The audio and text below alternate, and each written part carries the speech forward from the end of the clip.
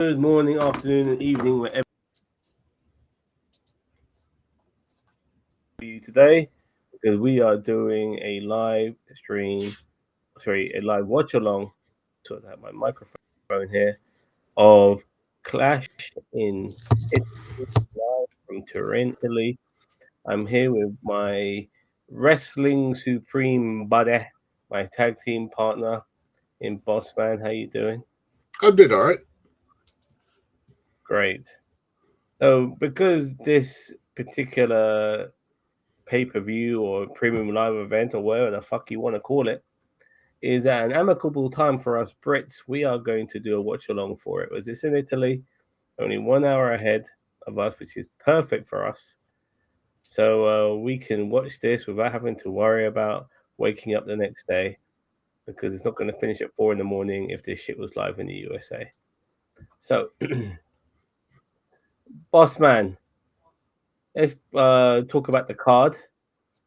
I know the first match is Cody Rhodes versus Gunter. Who do you think's going to win that? Cody Rhodes. Because they're giving it. I think we've discussed it a few times on the stream that they're giving him the super seeded treatment. So he's basically beating all the monsters in the WWE at the moment. I mean, Gunther's been a champion, yeah, but I think the discrimination that Cody beats him. So I'll if he beats Cody, I'll be very shocked. Let's put it away. My mind says Cody Rhodes, but my heart wants Gunter to win this simply because um, this is a good opportunity now for Cody to vacate the belt. He's had the belt for such a long time, like just after Royal Rumble. He held it. He beat. It was just before WrestleMania that. No, it was just after Royal Rumble. Actually, it was just after I think he beat what's his face. It was. I think it was maybe after Elimination Chamber, possibly. Yeah, it was after Elimination Chamber, and that's what set up the feud between Drew McIntyre and Jacob Fatu. Because he kept interfering. Regardless, we don't look. Not every major pay-per-view needs a turnover for the biggest title. It doesn't have to always happen at WrestleMania. It doesn't always have to happen at SummerSlam. It can happen at a pay-per-view like this. I have seen title changes happen at Backlash, so I'm sure Hulk Hogan beat Triple H at Backlash 1 year. Dude, for me, the biggest title change of all time outside of the traditional pay-per-views was when Eddie Guerrero beat Brock Lesnar at No Way Out, the pay-per-view just before WrestleMania. Yeah, but there's a reason that happened. That's because Brock Lesnar was leading. Yeah, of course, but no doubt. But back then, like social media was nowhere near what it is now. And then the rumors were after that loss, then people started realizing. But at the time, nobody knew, and it was a big deal. But then at the same time, people got an inkling that Eddie Guerrero could win it because they knew that Goldberg was going to be ringside, and Goldberg was obviously feuding with Brock Lesnar as well, with their match was being predicted for WrestleMania. Regardless of all of that, still that was a massive moment. One of the best title changes of all time outside of the traditional pay-per-views. What's next? And by the way, I really want Gunter to win, but my mind, it's hard to say what I want. The way it's put, because I'm at WWE.com, so I don't know if it's got all the matches on, but I'll put the matches it's got listed down. Because it has that match that you just said third. The match he has last is the Women's Intercontinental with Sol Ruka vs Becky Lynch. I think Sol Ruka will win that. I hope so, but I mean, like, people are making fun of her because she's botched the Soul Snatcher twice. And the thing is that, and I think it's just because like Becky Lynch has been that close to it that she can't really get what she usually gets on it, which is like the good up and over on it. And the thing is that it's a shame because like that finish looks amazing when she does it correctly. Okay, here's a prediction then. Here's my prediction then. Go ahead. Man. Not only will Sol Ruka win, but she'll hello there, World Wrestling Figures. Not only will Sol Ruka win, but Sol Ruka will also introduce a new finisher in that match as well. Okay. I mean, like we had it in the first files. I think. I What about think. I you? think. I think Sol Ruka wins, but I'm not sure if it's going to be the Snow Statue that wins it. Because to be All honest, right. Becky Lynch doesn't need the title. Yeah, You know, we both know that. Yeah, for sure. So that's why I want Sol Ruka to win it. next match on the top of that is Rhea Ripley versus Jade Cargill. If Rhea Ripley doesn't retain, I'll eat my hat. Oh, look, my mind. When I mean, this is no different to Cody Rhodes versus Gunter. You know, Rhea Ripley. People forget it's pretty much the female John Cena. You know, she is like the main event. She's the main star. This is the person they're putting all their money behind. Will we show the matches on stream? No. I'm afraid not, dude, because we'll lose our channel. Yeah, Netflix will sue us up the ass. Oh yeah. Yeah. So, but what I will say, is that Rhea Ripley does not need to win this match. This match, fundamentally, it must be won by Jade Cargill. Cargill's been going quite strong recently, which worries me that she'll probably lose because she is going in strong. If the formula stays the way it is traditionally, but Cargill needs to win this match. It's way more important for Cargill's build to win this match than Rhea Ripley to win it. As I said, with the fact that she beat her at Mania, I personally don't think there's no way that. Well, we do have B-Fab and Meechin looking about, you know, and Jay Cargill is a heel. So, okay. All right. Straight up, no, but if there's interference, probably. I could see it, but I mean, IO Sky is feeling not really doing stuff, so okay, I can see what you mean. Next match was the one that you just talked about. Next match is Auburn Ferry versus Brock Lesnar. This could go either way, to tell you the truth. If they want to make this into right. a triple match feud, then obviously Brock Lesnar needs to win this. But I could easily see Oberfemi squashing him again. I don't know. What do you think? My head says it's probably going to be Brock Lesnar. My heart says it should be Oberfemi because Brock Lesnar doesn't need this. Oberfemi does because he needs the aura of being a monster. Because he's not even being like, I can't even remember someone getting a pin on him. So I think him losing that against Brock Lesnar, who doesn't need it, who's close to 50. If it was a new monster, I'd be like, okay, possibly, just so that we can now get some. But if they are going to send us a feud, which I think they might do, then my head says that they're going to give it to Brock Lesnar. Oh, it's going to really draw. It all depends on the execution of the match, but personally, I have no problem with Brock Lesnar winning if it means that they have a rubber match, which will probably be SummerSlam. If it means that, because you would want this feud to continue. I will also not be surprised if Brock if Obafemi batters the shit out of him. This is a really hard one to call. I'm gonna. It's always head versus heart. Heart believes one thing. Head believes another. The head wants to go sensible and says, "Okay, Obafemi's going to win this," but my heart wants Lesnar to win this to continue this feud. So I'm going to go with the heart and say Lesnar's going to win this. What's next?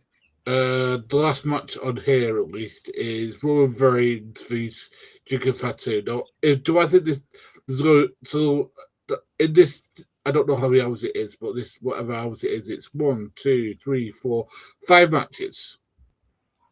Yes. So it's Roman Reigns versus Chicken Fatu. I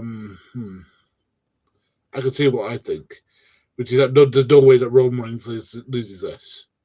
He's just only beat Punk for the championship. He's never lost whatever this tribal cheap crap is. So matches or whatever it is called. So frankly, so it's all pointing to the fact that Fat is going to lose, and it's just like, why are you doing this to the fella? Is it because he's popular and you didn't intend it to happen? It's like, but I don't know. That's what my head says anyway. That he's going to lose. Yep, I kind of agree. Once again, the head says Roman Reigns. The heart wants Fatu. Look, things need to be mixed up. Things need when wrestling is formulaic, it's very frustrating. You Yeah, know, because you can predict the outcome. yeah, and I don't like formulaic wrestling outcomes, regardless of how good the match is. You know, it's like that time when Finn Balor was feuding with CM Punk just before WrestleMania, and you know he was just filling in for Roman Reigns, just to make up for lost time, and there was no chance of Finn Balor ever winning the belt. But Finn Balor should have won the belt, just to oh my god, what the fuck, mix things up. You know, nobody saw that coming. Whether it be triple threat match or whatever, or he end up losing it again back to CM Punk, whatever. You know, things need to feel like okay, anything's possible. So I really want Fatu to win this, just to really shake up the fucking industry. But Roman Reigns is likely to win, and I'm going with my head on this one. Yeah, as I said, I've muted the stream at the moment. It looks like they've started it. I'm not listening to them blathering on with themselves. But I've not watched the match from last night yet. It is in my to watch list. You know, the El Grande Americano flaming mask one. It looks pretty good from what I've seen of it. Oh, did they have their match? Yeah, it's last night. So Who YouTube. won? The one that's not the original, the one that's not Chad Gable. Because he had some mask and it revealed it was Chad Gable. Was it Clark Gable, not Ludwig Kaiser? It was Chad Gable who lost, so he had to mask. Yeah, well, that was predictable. I mean, but from what everyone said and from what little bits I've seen of it, it does look like an incredible match. So I am going to watch that after we've done this. Oh, fair enough. Okay, we're starting. And everyone's I'm not listening to I'm not listening to themselves off, so I'm not listening. But yeah. It's over for me. He's this. He's undefeated. It's Brock Lesnar. We got Megadeth vest on. Awesome.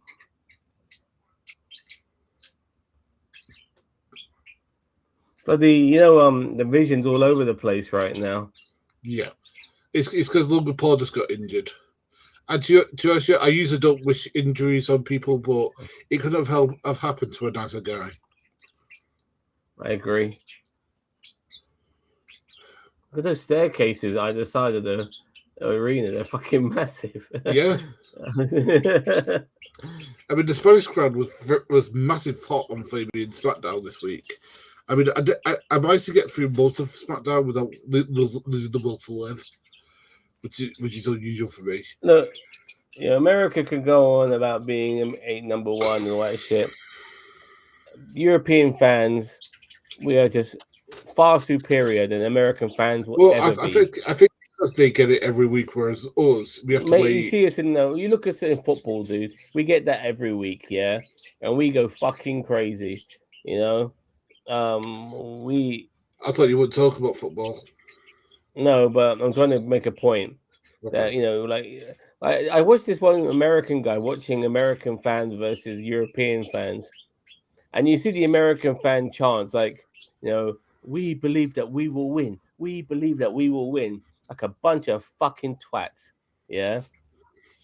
And then you hear European chants or the English chants, which they can understand, but they're in English, and the sort of lyrical genius of our chants, and I can't think of one on the top of my head, but you just have to watch some of these chants, and or listen to some of these chants, and you just realize, wow, they're so clever, we are not only supporting our own team, but we are avidly mocking the opposition at the same time, and it's just brilliant.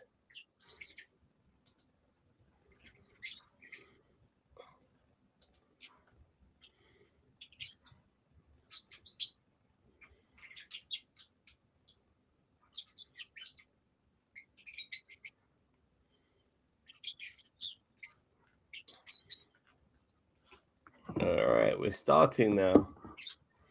Well, let me be on mute. I'll turn that down. Yeah.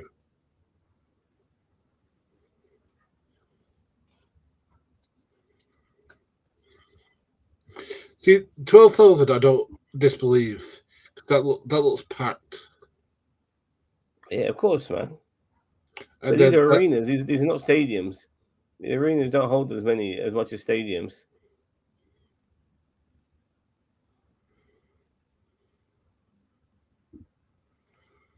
I mean, apparently AEW is going to. Oh, you're right.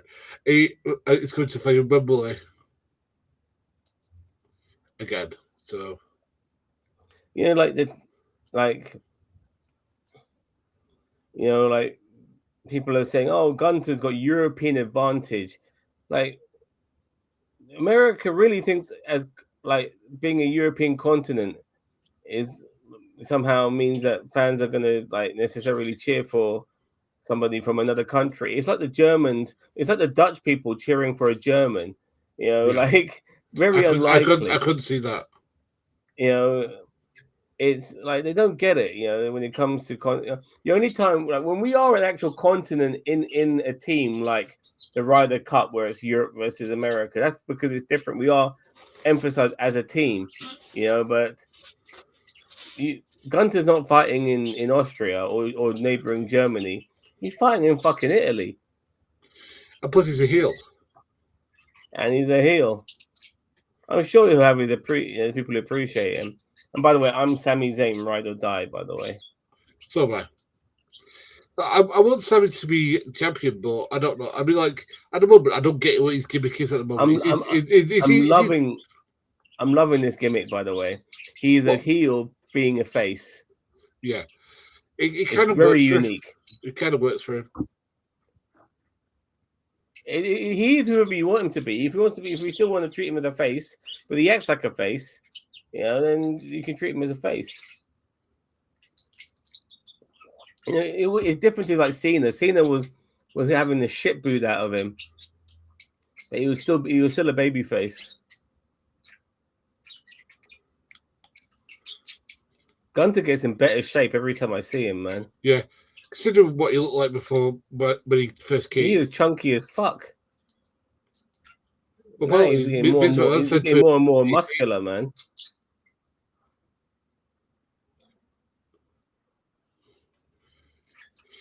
I mean, to be honest, like what I need to happen now is that Gunther needs to start retiring people again. So like Rey Mysterio, Flaming, Sheamus, anybody who's like says right, we want hang him up. Well, he got a credible victory over Seth Rollins, which was good. Look at what the fuck is he wearing? That stupid skeleton mask again. What the fuck is he wearing, man? He always wears that. If he has a jaw that comes down. I think it looks dorky as hell. It looks stupid. This is such a Triple H thing here. You can just tell he loves all this shit. One eye is bigger than the other. Yeah, take that fucking shit off, man. My screen just. And look at him. He's wearing like Italian colors and stuff like that.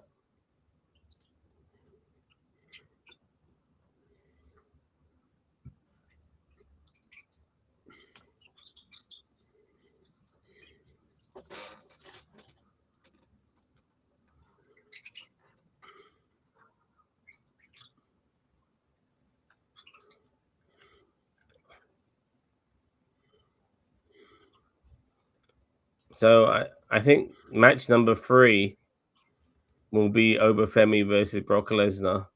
If there's 5 matches on this card by the looks of things, and you know what? If this is a 3-hour pay-per-view, you're gonna have to be long matches.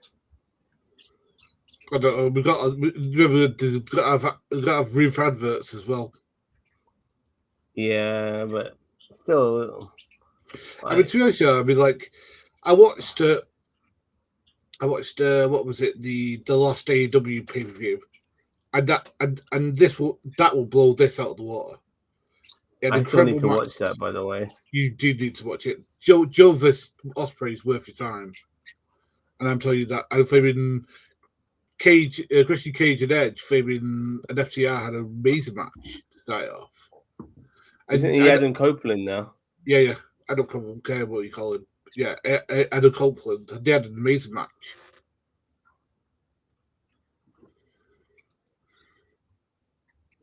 Scary movie. To be honest with you, there wasn't that many bad matches on it. Swerve had a great match with what's his name now? With Bandito. I thought it was pretty good.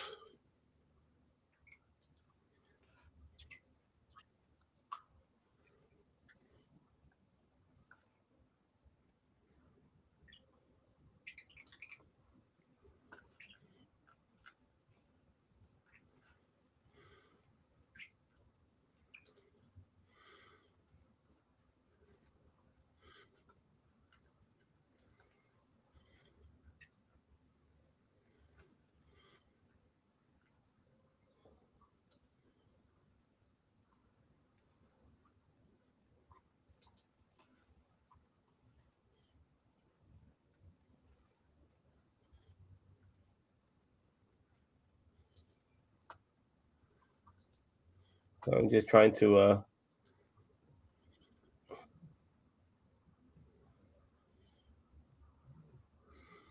I'm just hoping that they'll go a million miles an hour to first start out, because that's what Cody tends to do. Is he tends to like jump off and then start framing wanting to do things a million rather than building a match. You know what I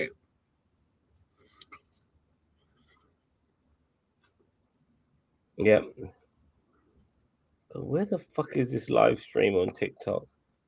I'm trying to find it on TikTok.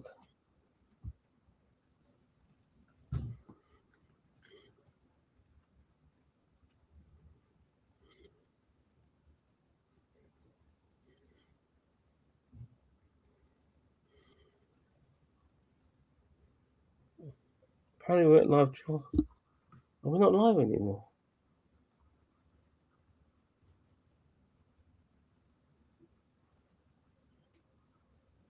Oh, fuck it. I can't be asked. Here we go. Yeah, why does Cody Rhodes dress up like he's fighting in the Revolutionary War? I don't know. Because he's American Nightmare.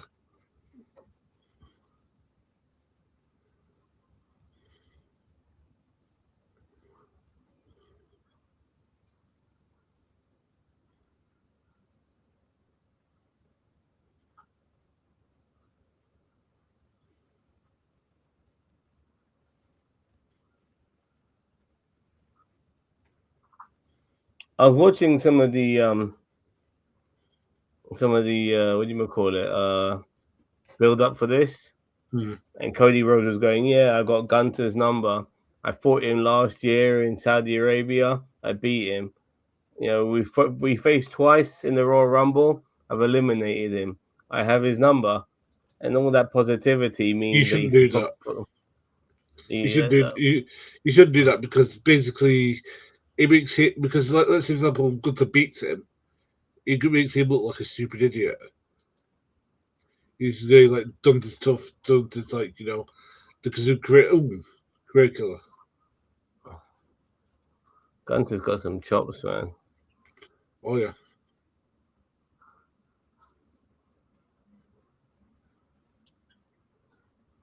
His matches are very hit and miss for me, Gunter. I sometimes think he's only as good as the person he's wrestling. Well, that's the same. Well, that's wrestling just in general. I mean, you can only make some stuff look good, you know. You need the other person to do it with you. You know what I mean?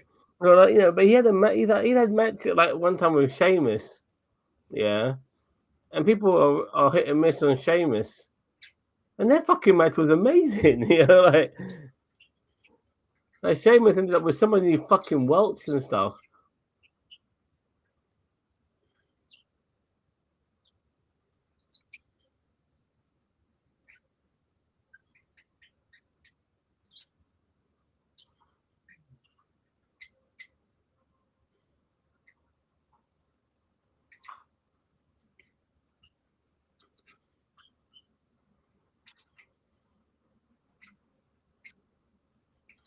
Le ring general.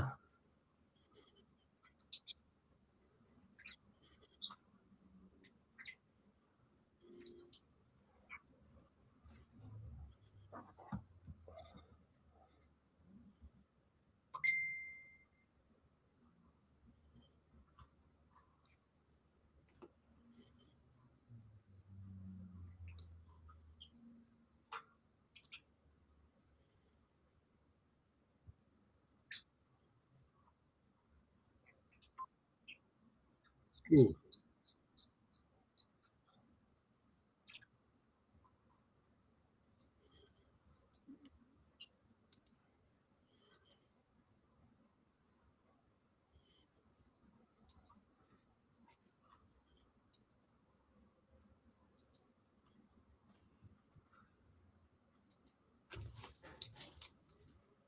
All right.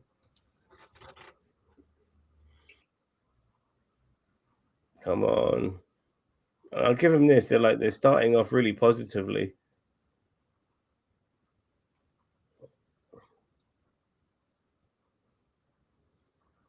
And not surprising, this Italian crowd are well into it.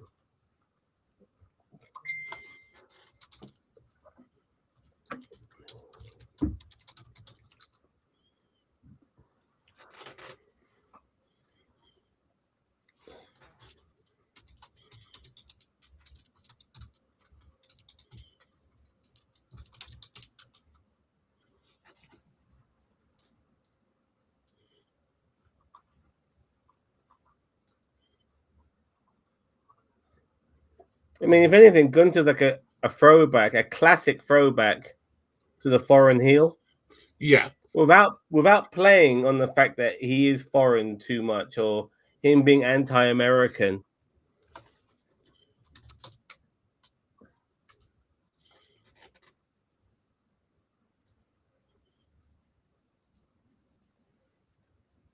Now you got a fucking pedigree.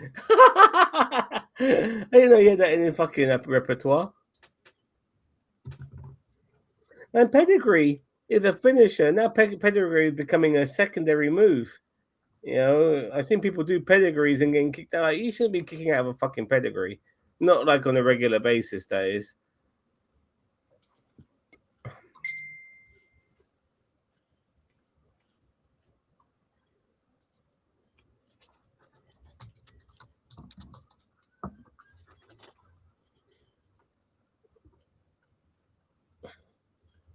Well, they're really for going at it back and forth.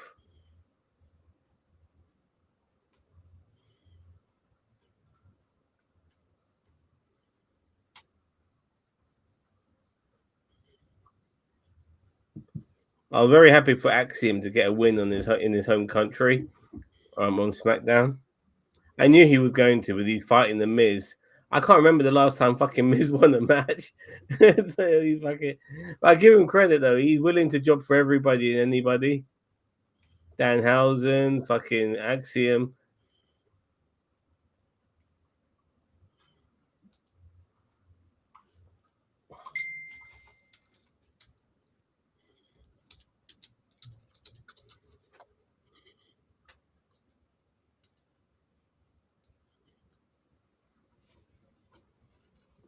So when you coming back to London, mate? I don't know. I've actually got I've got camp coming up soon actually in August. So do you know Nikki Cross and Demo? Who just brought Progress. Nikki Cross. Why does that name sound so familiar? Nikki Storm, sorry, Nikki Cross, Nikki Storm. Was in WWE not that long ago. Were they part of the fucking Wyatt Six? She did, yeah. Yeah, okay. What about her? Yeah, so they just bought Progress. As in Progress Wrestling.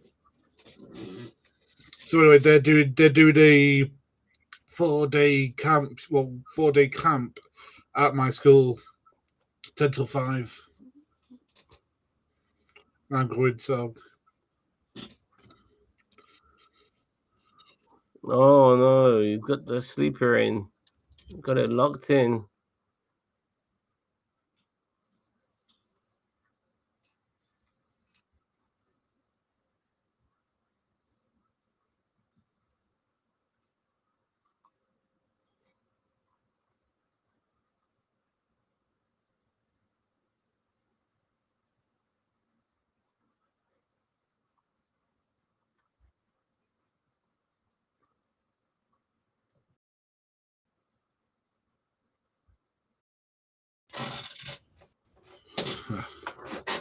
Oh, somebody's joined us.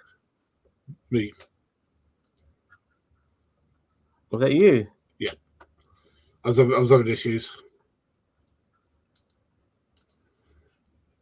Where the fuck?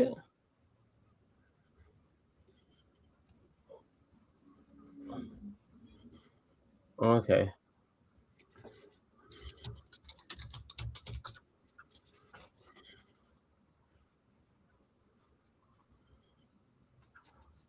Cody tapping out.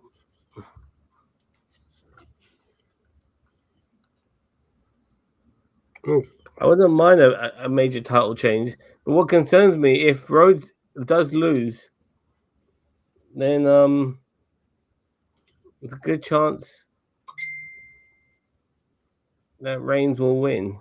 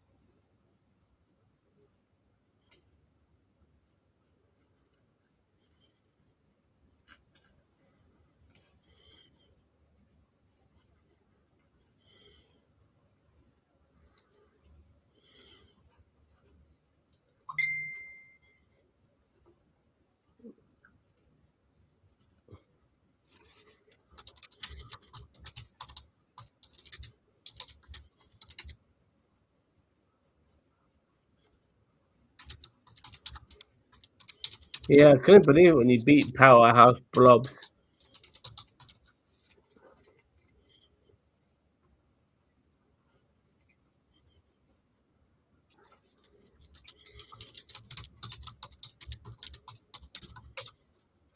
But I'll tell you this as well, boss man.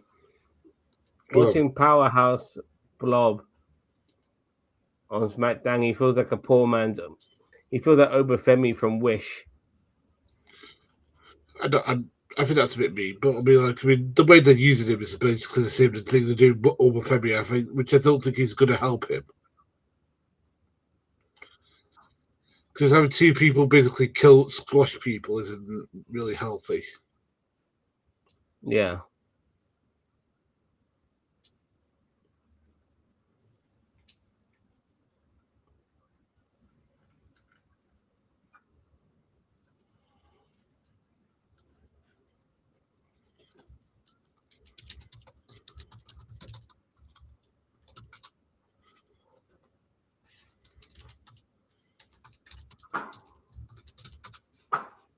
Hey. What?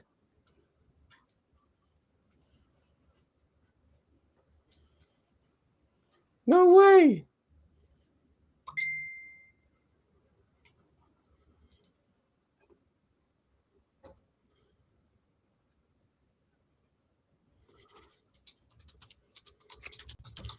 Gunther saying he held onto the rope. That felt a bit premature, that match. I don't know about you.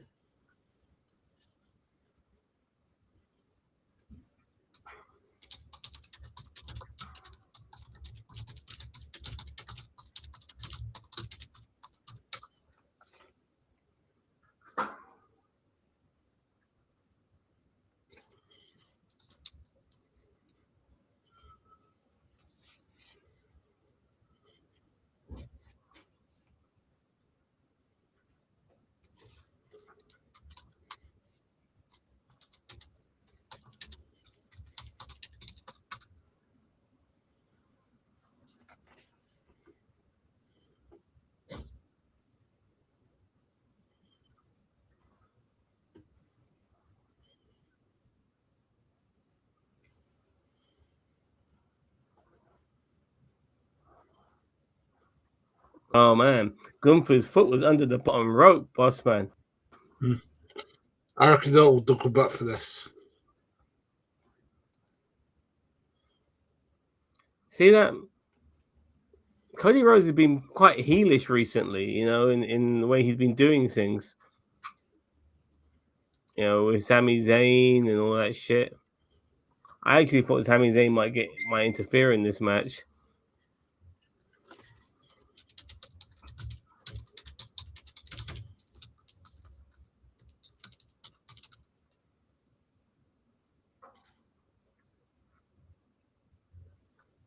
Well, 26 minutes from the start.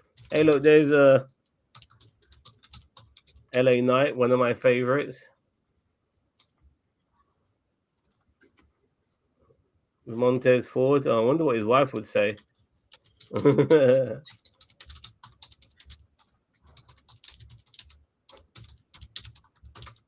Oh yeah, the Liv Morgan and the Mamacitas.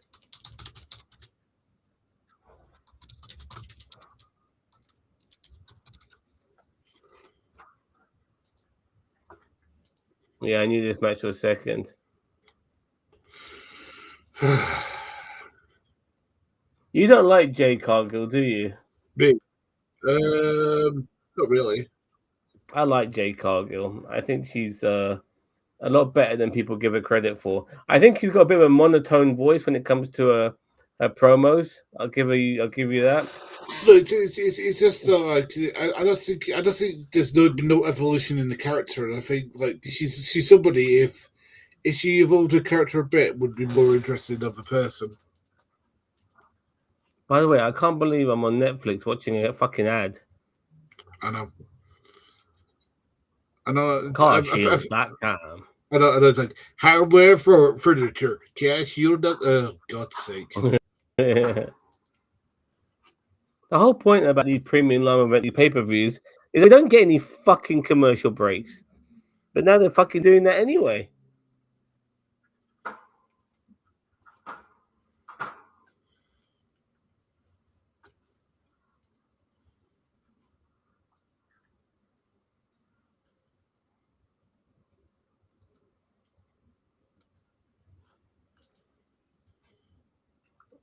I thought that was a really good look for Rhea Ripley, making her wear white for WrestleMania.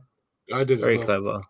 Yeah, because she usually just only wears black, and it's just like it was Yeah. good to see her to wear a different color. And she whitened her face as well.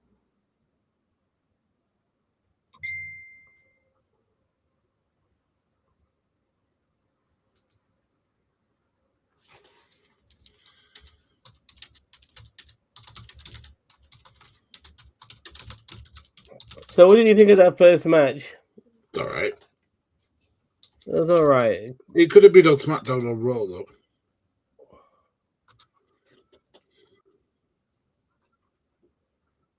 Just once again, I think you really wanted to like make people think, what the fuck? Should have changed the title right there. But Cody Rhodes winning it again, business as usual. I mean, to be honest, like, I mean, I don't like the fact that she's got off like Io Sky and now she's with bloody Charlotte and Alexa. So basically, she's gone from one tag team. Yeah, but I'm not too fussed about that. It's, you know, in the sense that Io's on Raw, but you know, he's making alliances. You know, a friend of my friend is my enemy. Enemy of my enemy is my friend, or whatever the fuck it is. Friend of my friend. So we're having this thing that they do with there's American adverts going on. So I'll mute that for a minute. Yeah, so yeah, as I said, it could have just been on Raw, SmackDown, and I don't think anything would have been lost. I mean, it's what SmackDown and Raw for length is about like 15 minutes, maybe tops. Mm-hmm. Stephanie Vaquer, by the way, I just saw a picture of her. Where the fuck is she? She's like disappeared. I think she might be off for the injury. I don't know. Joe's answer is I don't know. And I'm kind of surprised. Tiffany Stratton's not been used recently. They were like mid card her to fucking. Since she's come back, she's become instant mid card.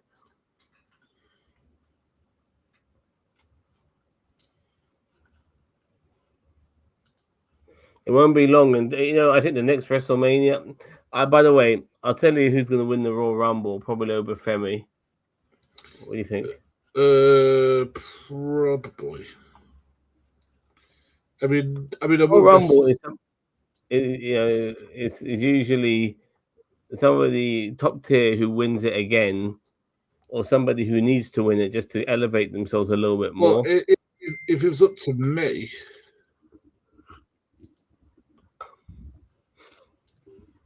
When Cody Rhodes won it, it helped elevate him to being a champion. When Jey Uso won it, it helped elevating him to be a champion, regardless of him not taking his reign any further than that. But he still helped. Drew McIntyre is another one. More in recent years with the current lineup. And Obafemi, even though he doesn't necessarily need that elevation, but he's quite elevated already. There's no harm in having a Royal Rumble win under your belt as part of your legacy. Ooh. And plus, this year, not last year, this year, Roman Reigns won it. Roman Reigns won it. So I don't know. To be honest, yeah, they need to have new people win it.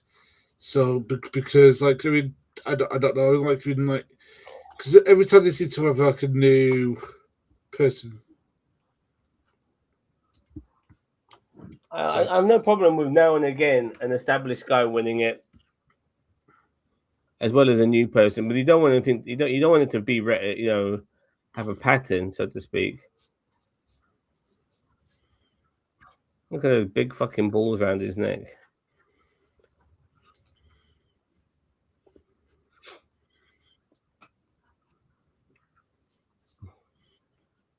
Yeah, this is also a WrestleMania rematch.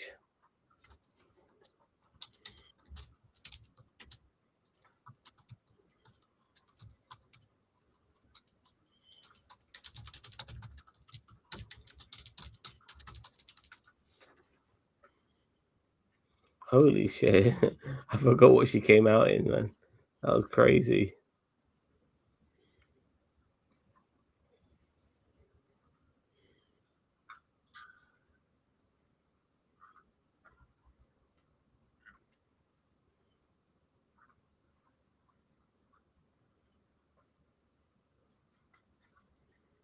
This is what I mean about her being like very one note with her even like all she does is that even like that move. I don't know. I think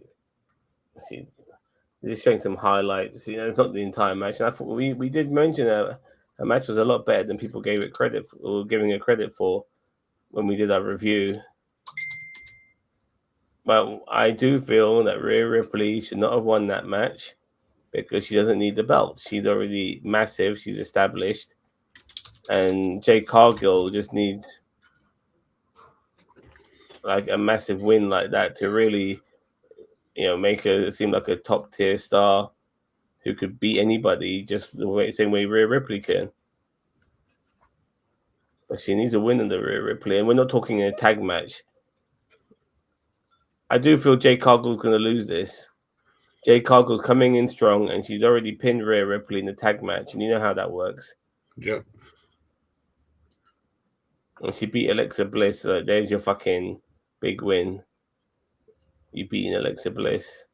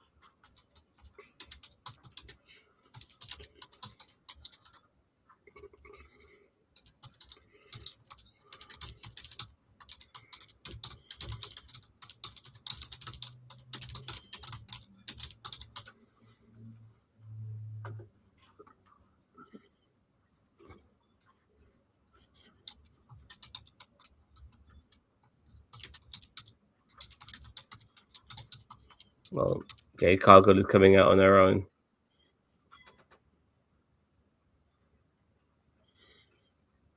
And people are giving her the finger and stuff. Because no one likes her. Someone touched her and she's like, who the fuck are you touching? I love it.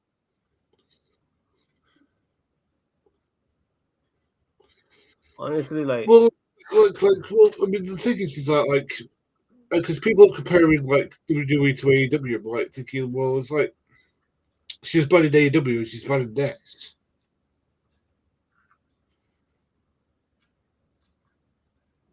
she just was so distracting in a good way.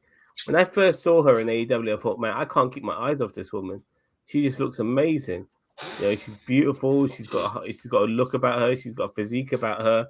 You know, she was very like wow. And then it's no surprise WWE wanted her. They were like they fucking pushed out the cart for her, man.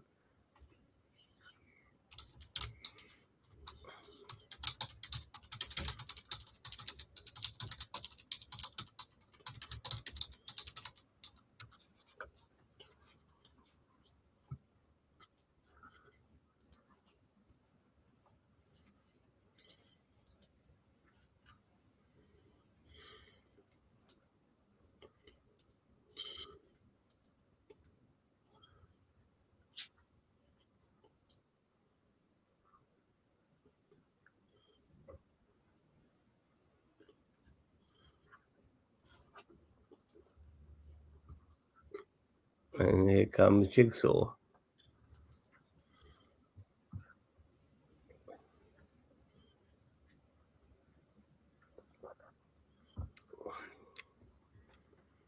As I said, I've made my prediction. I am sticking with it. Which is again that Rhea Ripley's will be going to AEW in the not too distant future. I just can see it because the fact that that WWE is stopping paying people properly, and Tony Khan's probably going to throw a ton of money at her, and I would if I was him, thinking like I can get somebody who's a major star and elevate my product. Where's the downside? But she is an NXT girl, by the way. Just so yeah, no. Yeah, but you don't own anybody. But in wrestling, it's like any other company. If someone's paying you, it'd be like you're a taxi driver, right? If the company you work for stopped paying you as much as they do now, and another one came along that paid you more, which one are you going to go to? The one who pays you more. And you've worked for that company for years. It's the same thing. The company that you were with not valuing you, whereas another company is now valuing you based upon your experience. It's simple maths. It's simple. Like I'm getting paid what I'm worth. But I can see it. Look, I can see Jade Cargill going to AEW. I know. I think she's been overtaken. Like their farewell talent's too good now. Rhea Ripley's the only one I can see. Rhea Ripley would bring people from WWE to watch it because she's still got so much to offer. You know, she's not has been. I mean, because her versus Jamie Cater or her versus like Tony Storm or her versus flaming, it's like when Kurt Angle joined TNA. It's like, wow, that's massive. You know, and people were watching TNA because of that. You need to have somebody who will make people want to change. You know, Chris Jericho, Adam Copeland, Christian Cage, like these guys, we've seen them for years, and we know they're past their prime. So them joining a company like AEW feels like retirement. But someone like Rhea Ripley, that's far from it. Yeah, I know what you mean. I mean, this is something that they need to stop. This is something that they need to do. Is like stop. I mean, I'm not saying totally, but stop hiring these. I don't want to say has-beens, but like these old WWE people, like No, but they need established like stars. Honestly, they need established WWE stars, not has-beens. They need somebody who's massive within the WWE. You know, if Well, like as I said, that's what it is, and I think it's going to be Rhea Ripley because if they're not paying her properly, then if Obafemi in 2 years' time joined AEW, and he's already like established one WWE at Mania, or sorry, the title at Mania and all of that shit, that'd be massive. That'd be humongous.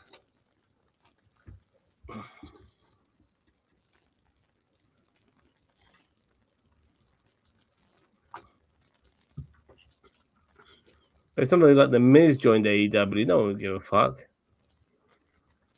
no, because he's at the end of his well, I think he's at the end of his career, and I don't think he's going to be exactly. wrestling anyway. I mean, look, Kofi and Woods are joining AEW allegedly. No one gives a fuck because those two guys are in their 40s. I don't know. I mean, Kofi still has people who like him, and the thing Yeah, is but that Kofi's best.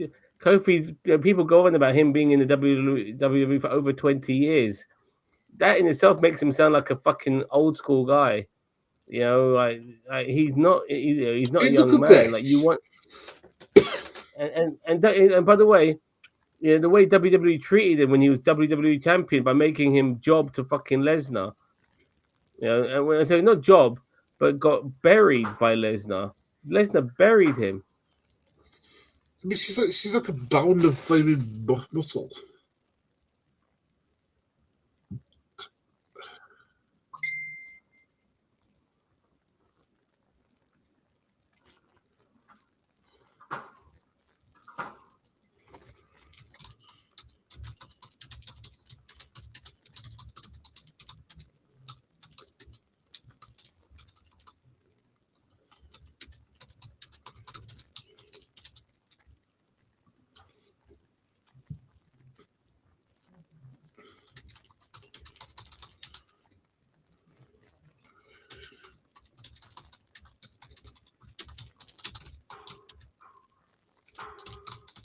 Arsenal had their fucking parade today. Mm-hmm. We lost the Champions League yesterday, and we had a fucking Premier League parade today. I'm the only one who's so angry about losing yesterday. Everyone's going, "Oh, it's all right. We did well." Like, no, we fucking lost. I'm not happy about that. Well, If it you was Man played one United, of the best teams in Liverpool, Europe. Chelsea, Man City, you guys fucking win. I want to fucking win too. No, but the thing is, you played the best team in Europe. Yeah, but It's not like like you know, I remember when you guys beat fucking Bayern Munich in the end of the match. Look, the best team in Europe can still lose. It's not like like we were winning 1-0 and we blew it.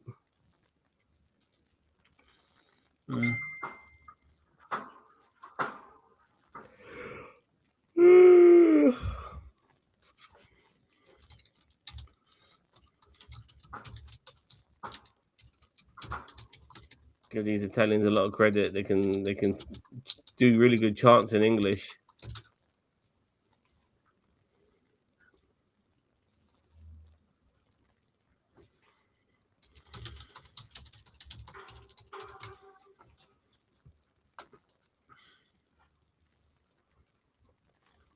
I've got this air freshener in my car, Gary, and I'm immune to it. I can't smell it anymore unless I touch it with my fingers and put some of the air freshener in my fingers and smell it that way.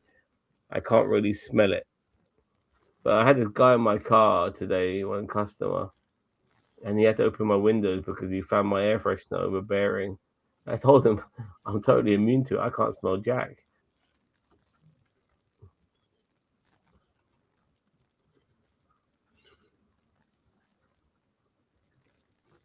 Jay doing the Scott Steiner. I love it.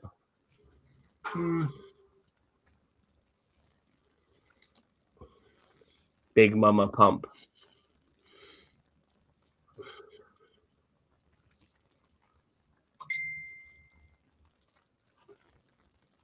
Oh, I thought she was going to do Three Amigos.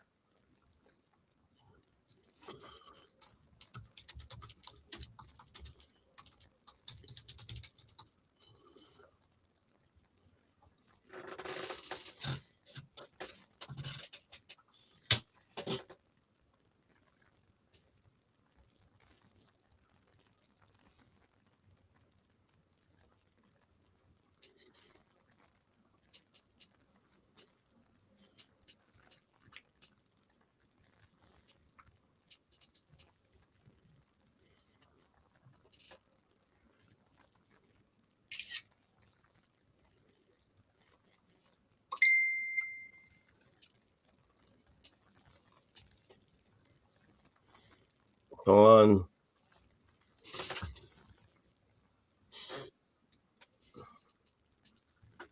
You think we're gonna get some sort of like mid-show entertainment, like Danhausen coming out being It could chased be by like little fucking yachty, little Nazi, yeah. do these rap stuff. I never really heard little yachty's rap musings, so I can't. Like, is there an actual Italian wrestler at the moment? Not Italian American, like proper Italian. There probably is. I just can't remember.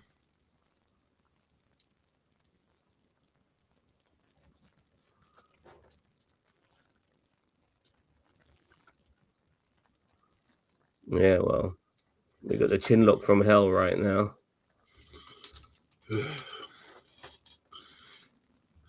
I love Rhea's tattoos, man. Yeah, Ginger Greek doesn't like tattoos. Are you listening, Ginger? I think he likes Rhea Ripley's tattoos. I don't know. I mean, the thing is that Jade could be doing like maybe like body, like maybe like what's the word, body stretches and maybe abdominal stretches and stuff like that, but she doesn't do any of that shit.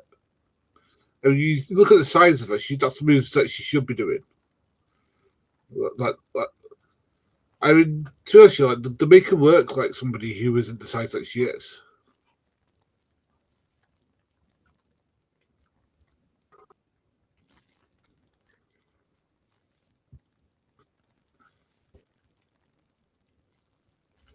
Oh, it's like about yours. That's me.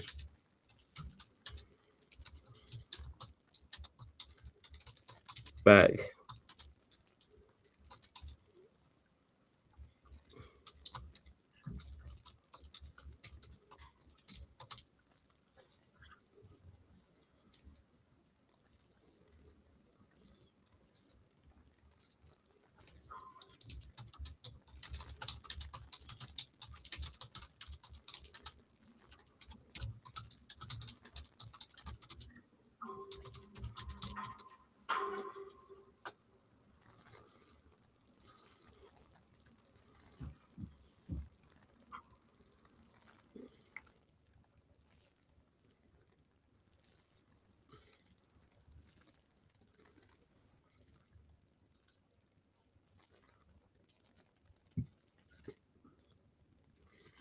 I love it when they count in their own language.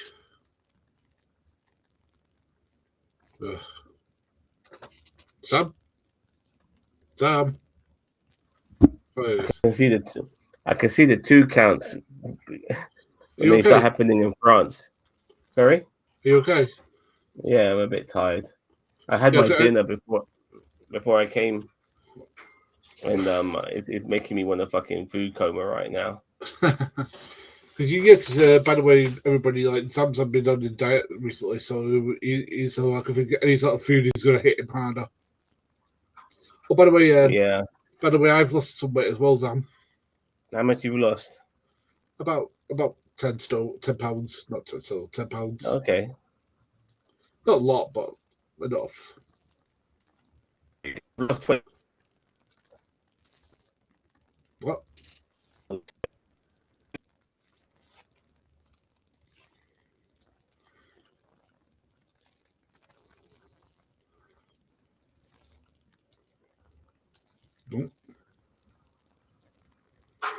Stop fucking lagging, my god. Oh.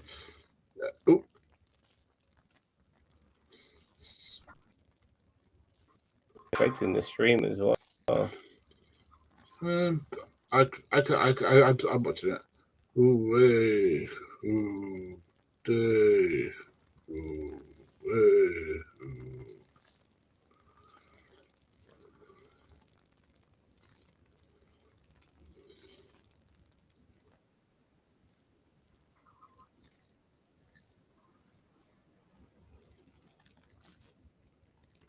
And forth.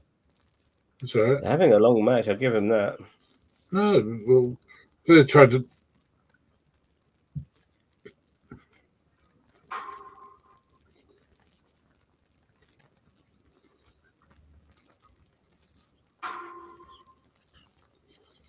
I mean, are they trying to make Jade look good here? Well, she's trying. She doesn't look too bad. Oh, bloody hell. Oh,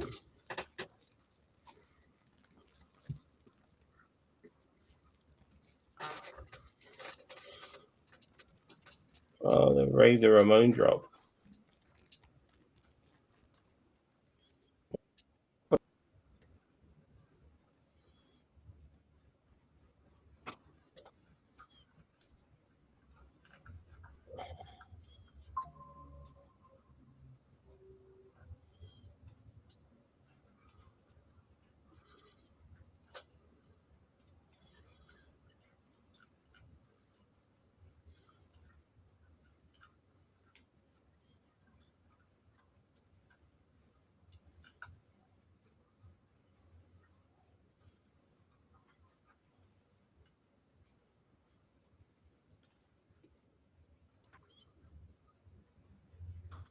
oh. That's like to drop.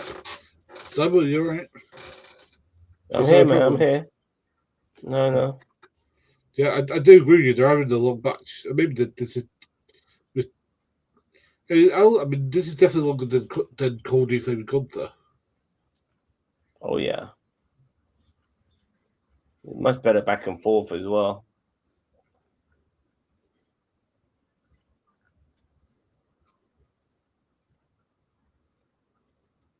Are we actually going to try and end it here?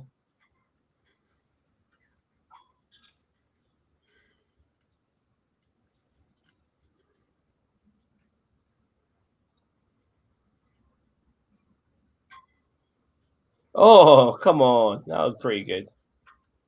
Ooh.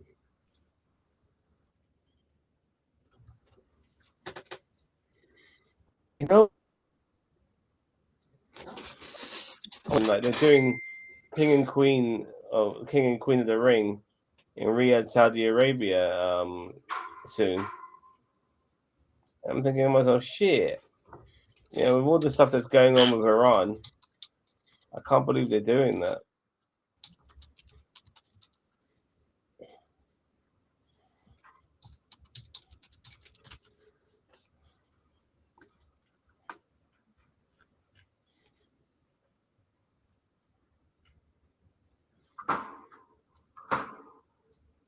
Can you hear that? To hear what? That noise. Yeah, I hear that. Yeah. It's one of my birds. He's slapping the water bucket up and down. He likes doing that. Look at the birds out. Come on, babies.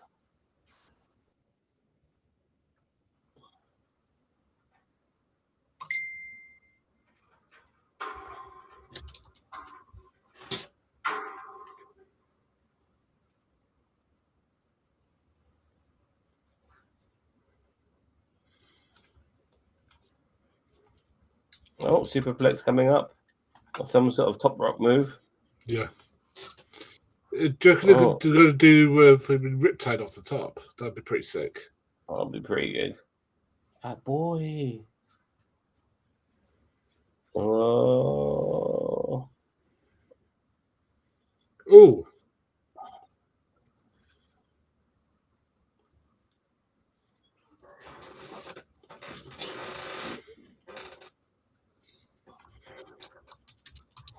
Come here, my fat girl. My fat girl.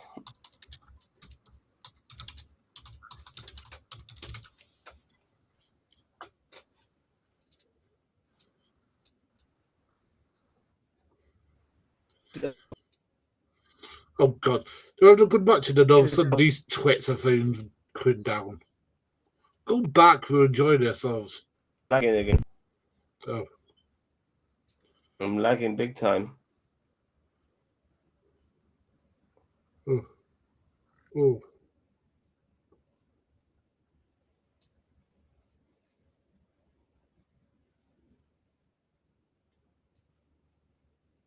One.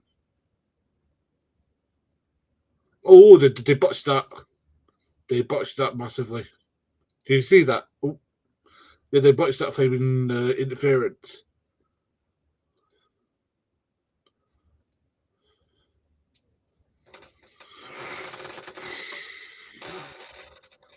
Ah, there you go. Yeah, that was a botch there. You see, she went to grab a leg and she couldn't grab it. Yeah.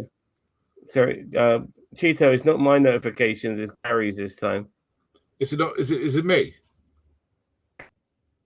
No, I can hear myself.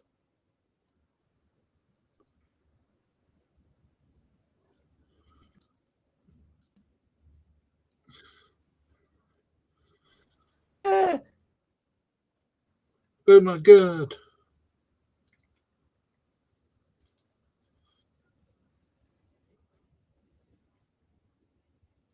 God.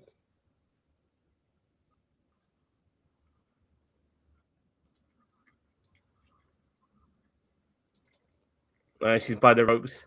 She's by the ropes.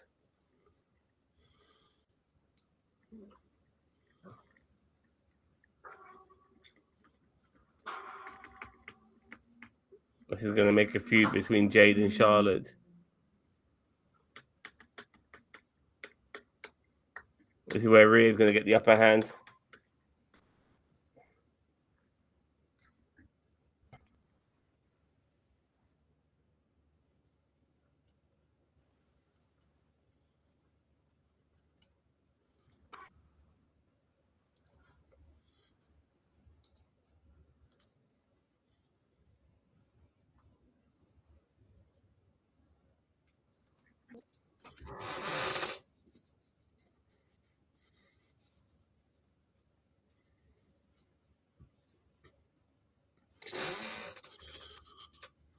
Oh, does that mean that we're going to be having crap?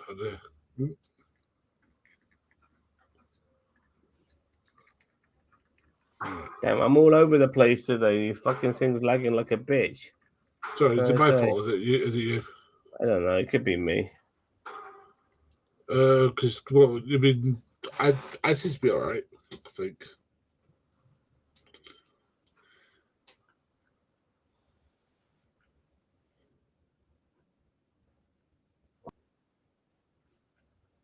So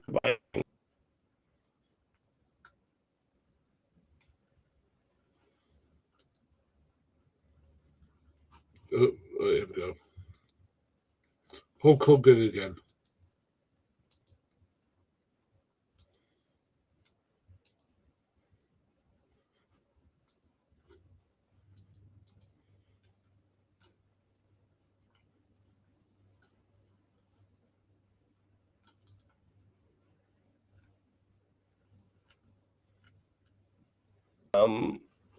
Gunter's leg was under the ropes.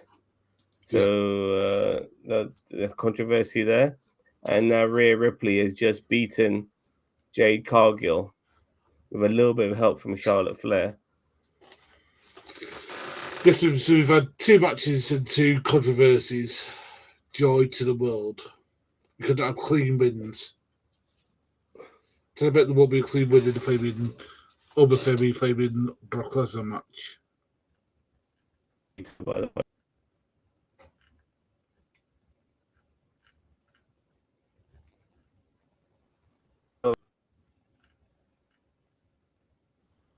To Rhea Ripley.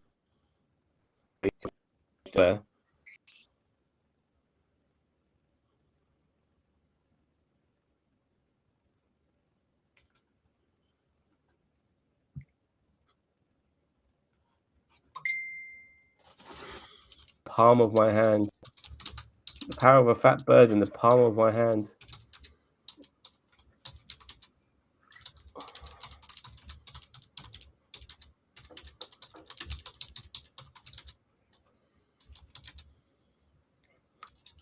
I don't know what I'm like. Don't know. I think it could be because you're hosted and you're flaming doing this at the same time. I'm with Cheetah on this. It is overbooked nonsense.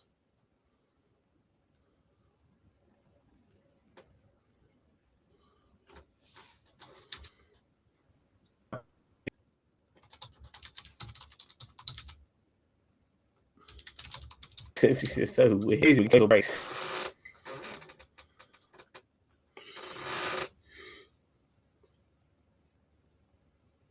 Oh, bloody hell. Oh, here we go. Because they're American commercials. So we don't get to see the commercials. We saw one American commercial. Yeah, it was Car Shield. Yeah. Get your car shield.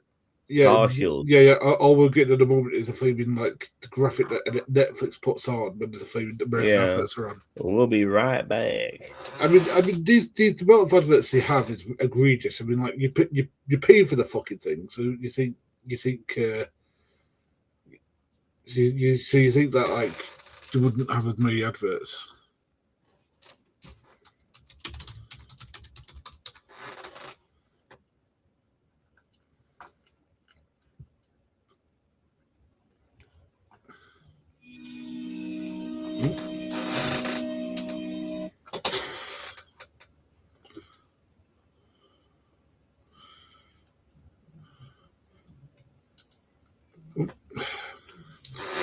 Yeah, so I think Chelsea Green hopefully will be the champion soon.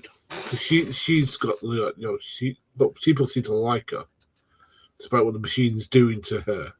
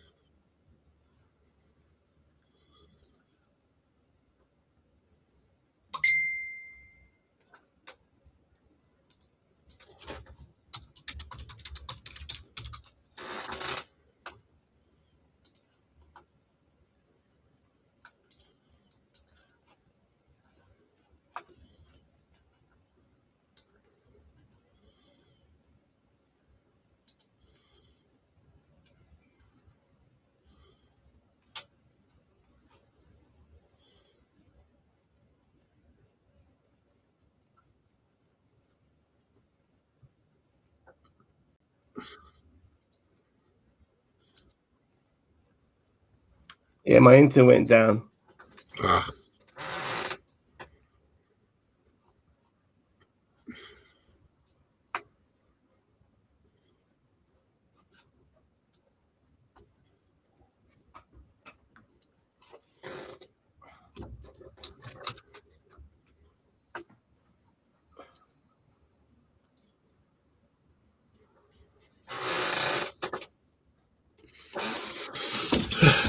Why do you think we have to have like Italian? Not about Italian. Oh God! So we've got Italian. So American flavor is bad enough. American flavor ones.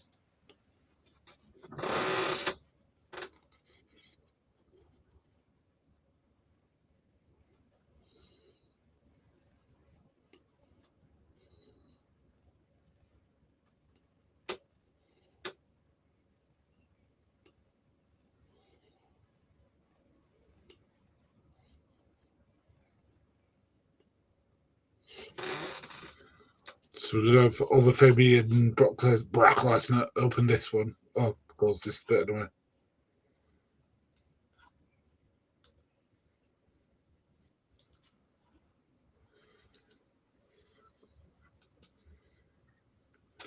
So we have Brock Lesnar versus Overfemi. Andrew Tonali. What we're looking at.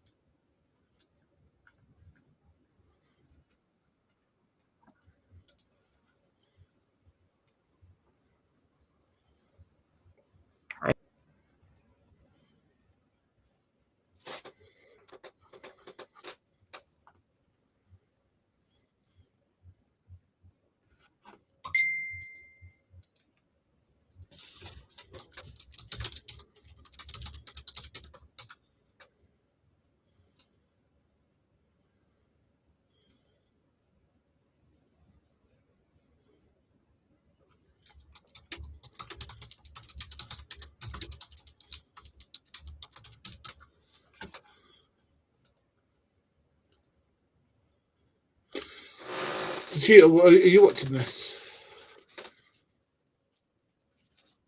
Or is anyone who's watching us watching this?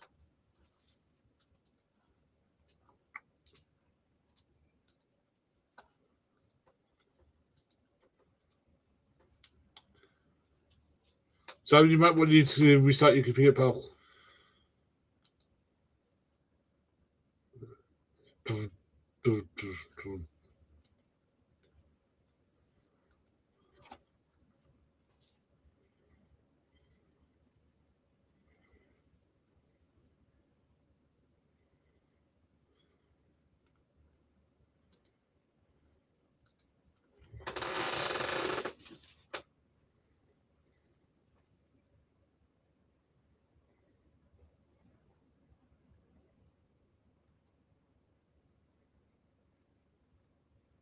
He's a freak.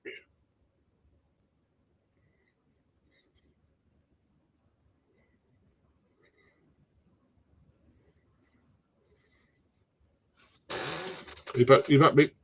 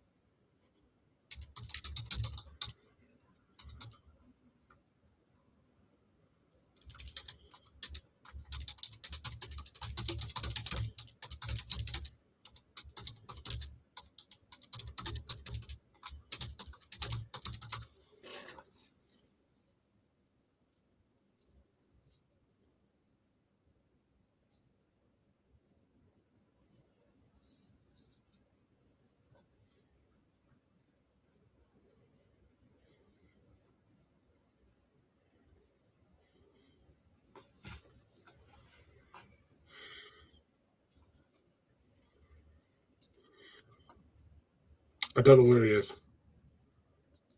So yeah, so predictions, everybody. Predictions. If you're in the chat, please put them in the chat now.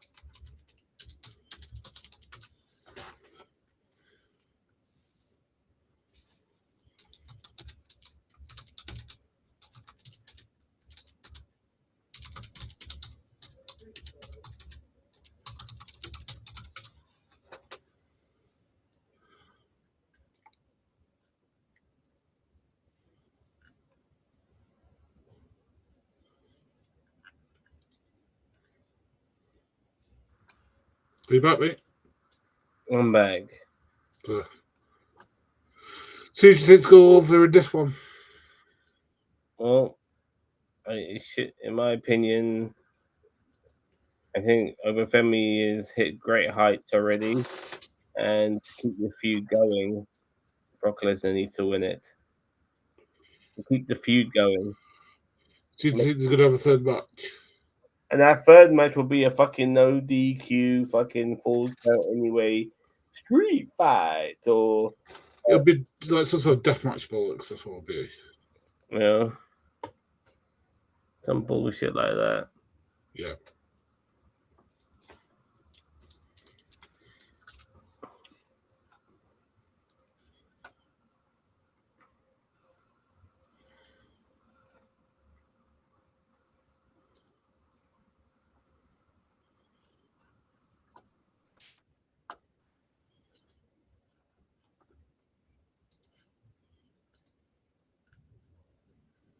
Cody's over.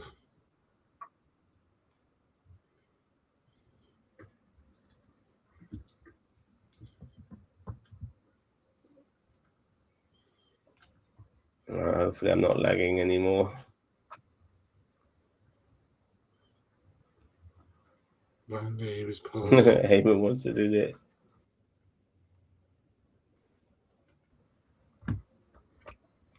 Hey, baby. Hey, Lemmy.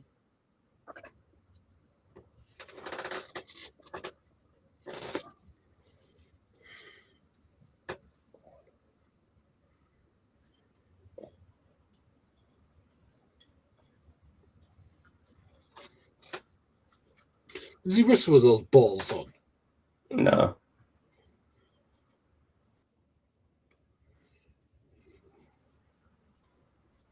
You know the name. A name.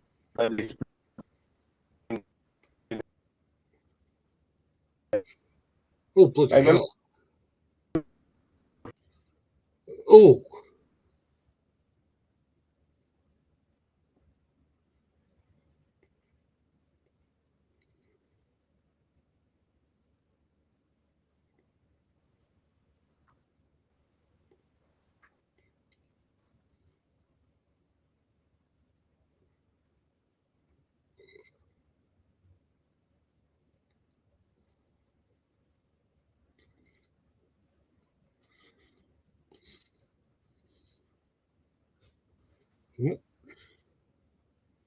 lagging for fuck's sake.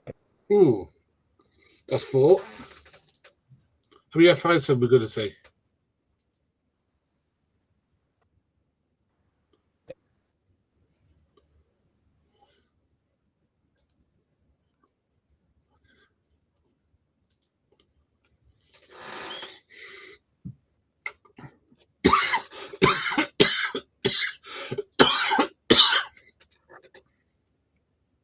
Oh.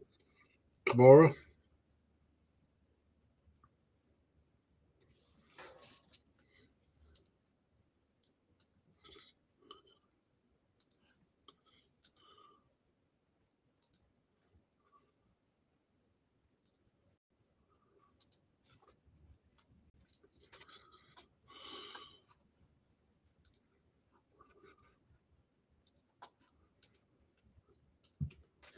Good.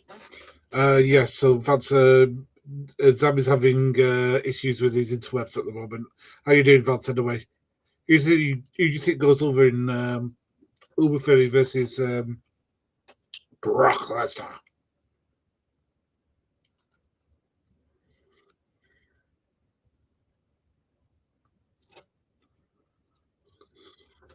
Any Vance? Who do you think goes over? Oh, that was impressive, actually. So if I'm not looking at you, it's because I'm watching the match. That was impressive, actually.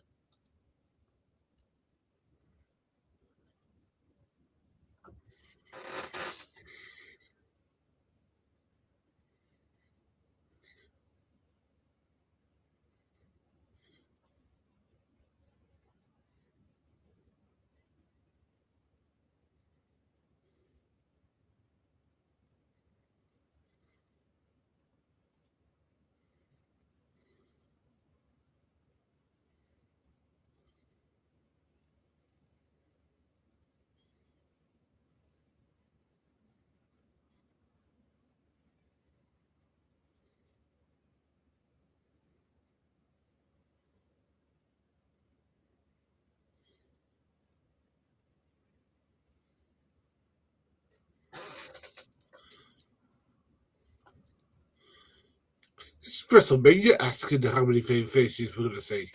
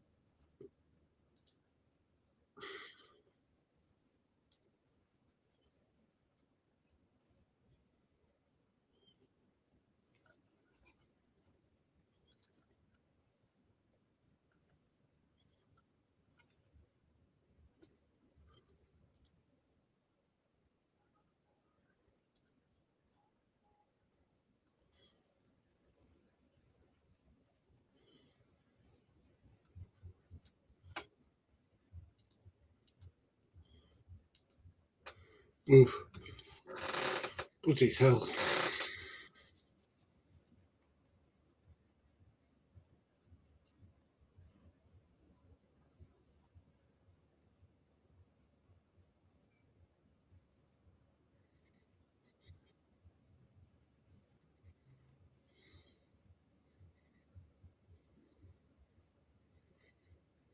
Oh, gee whiz. That fight through the table.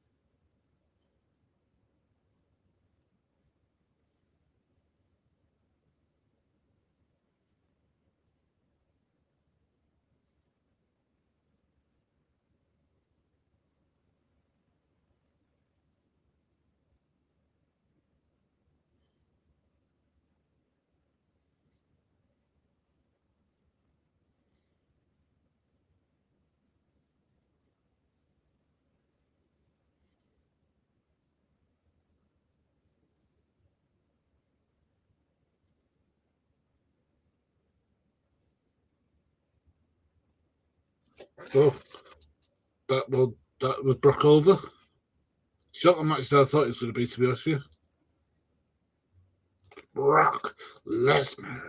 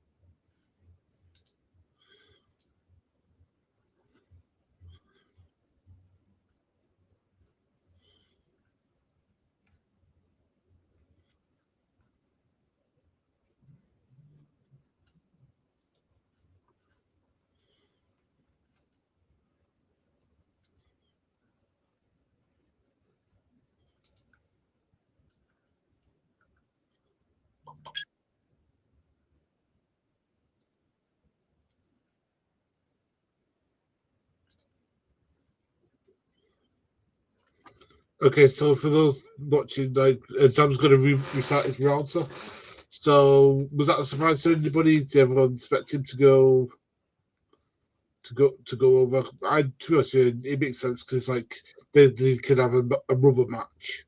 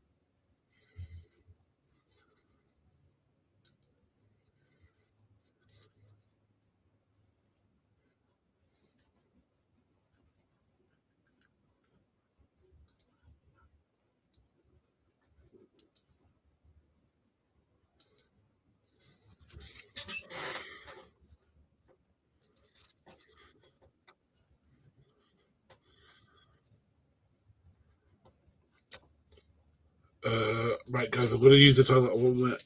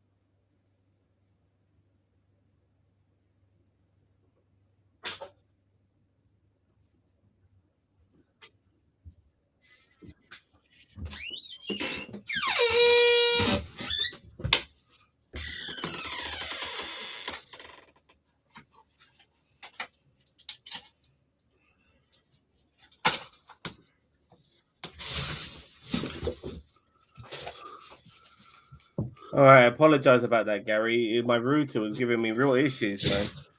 It wasn't my computer; it was my fucking router. The I just orange thing thought, in my fuck it. closet. There isn't an orange thing in my closet. What's the orange thing you're talking about? You're talking about orange thing picking up in my closet. Yeah. Hello, Daniel. Oh, So, yeah. You're freaked out about the orange thing in his closet. I'm freaked about the orange thing in the fucking White House.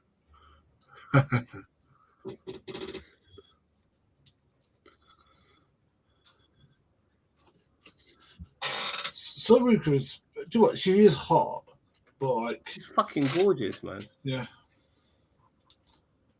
I saw her doing. Apparently, she's mixed race as well, which I didn't know.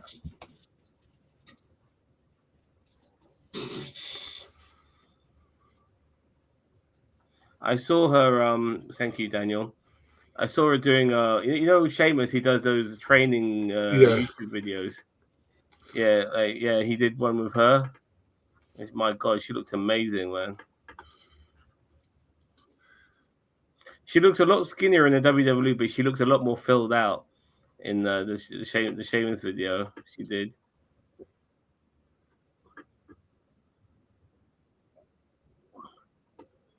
And she's definitely, with what she's wearing recently, she looks like a female Jeff Hardy.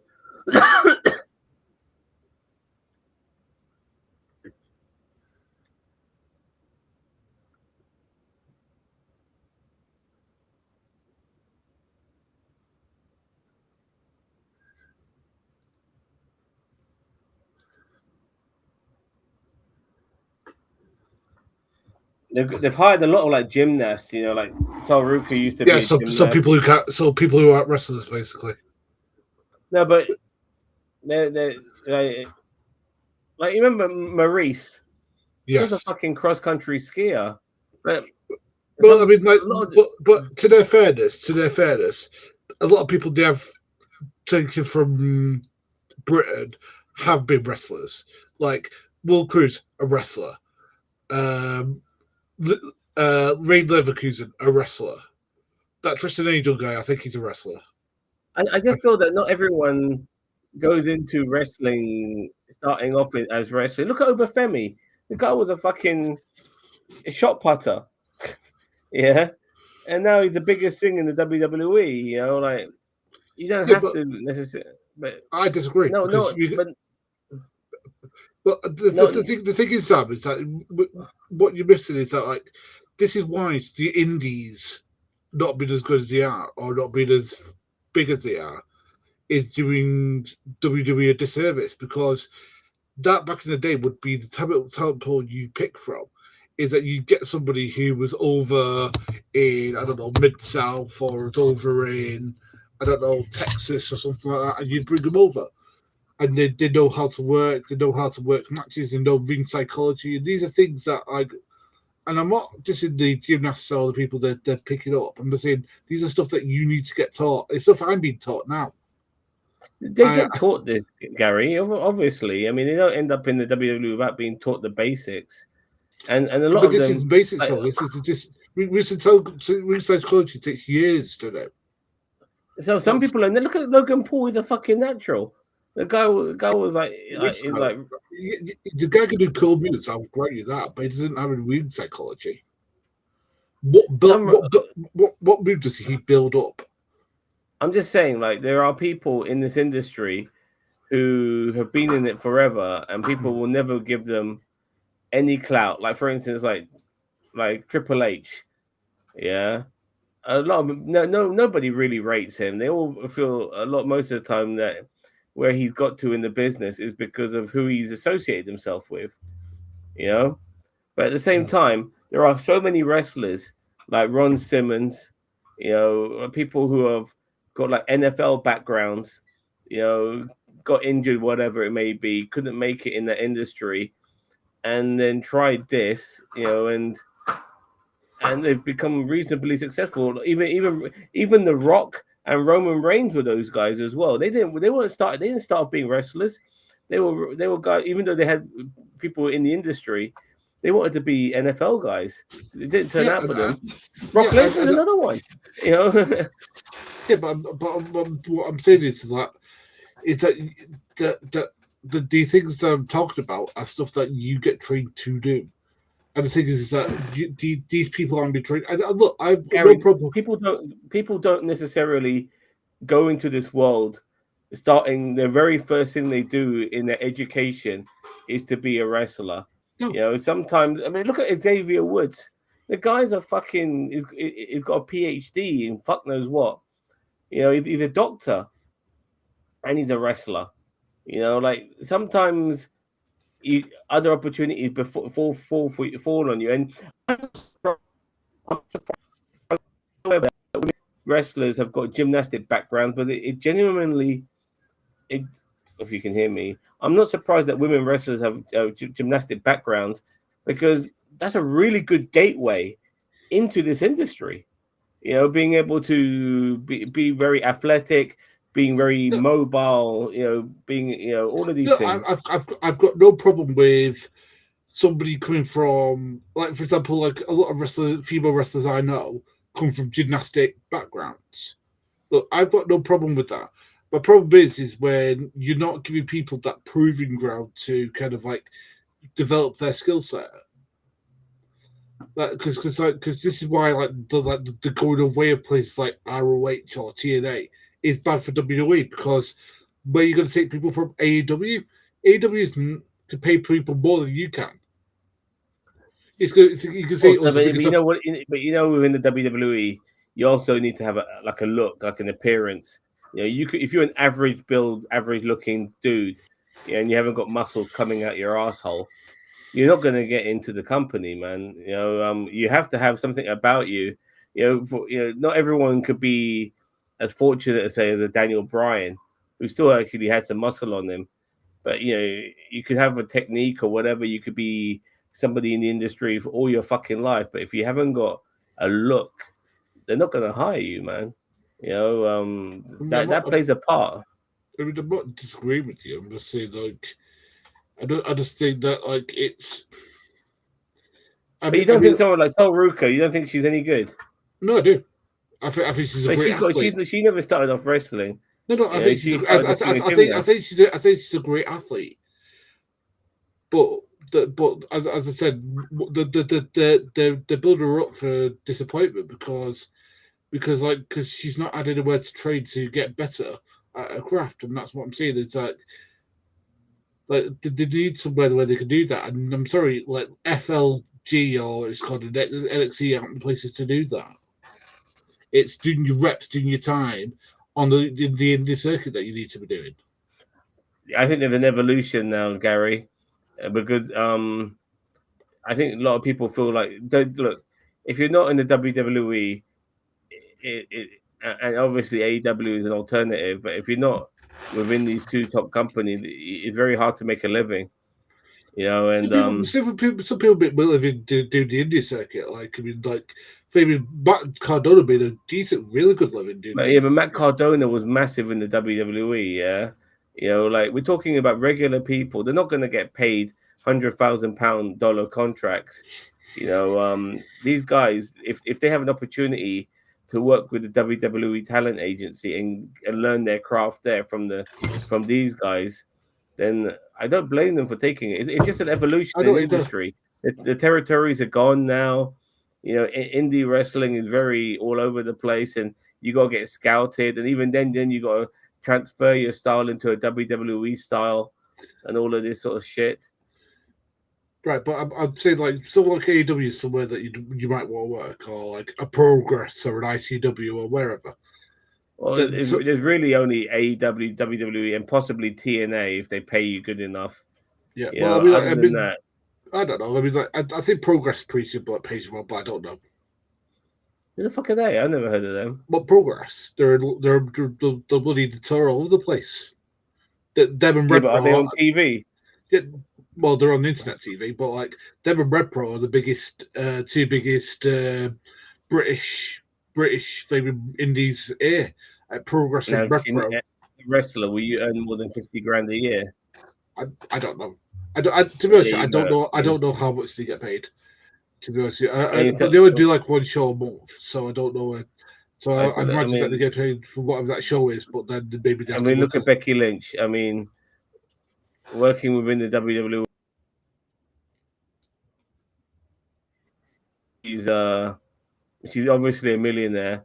She's in, she's done some acting as well, and Happy Gilmore, Star Trek, Young Rock, and all of this shit. It's given her the best life ever. I mean, that film, The Wrestler. Remember that movie? Yes. It's an indication of what it's like to be in this industry if you don't make it if you don't stay at the top. People like Dino Bravo ended up as ended up working for the mafia and ended up getting assassinated. You got Perry Saturn, he was homeless. Terry Atlas, remember Terry Atlas? We saw his Tony Atlas, sorry. We saw what happened to him. Like, he ended up being homeless as well. And he's still wrestling into his 70s. Even someone like Ric Flair has to do shit after all the money he's fucking made. I don't know. I don't blame. I just feel like what you're talking about. I just feel I just feel things have changed now, Gary. That's all. It's an evolution.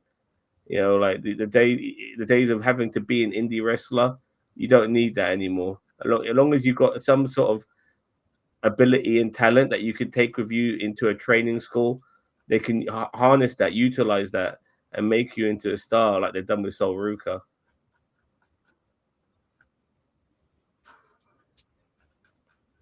By the way, I've noticed Becky Lynch is constantly having issues with this referee. I expect this referee to end up being a wrestler, and have a feud with Becky. Yeah.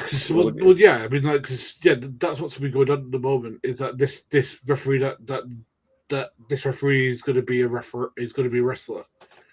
I mean, the thing is that I think the thing is that if we actually get to know something about it, then people would give a shit rather than just being a referee. The referees, apart from Earl Hebner, don't really have names.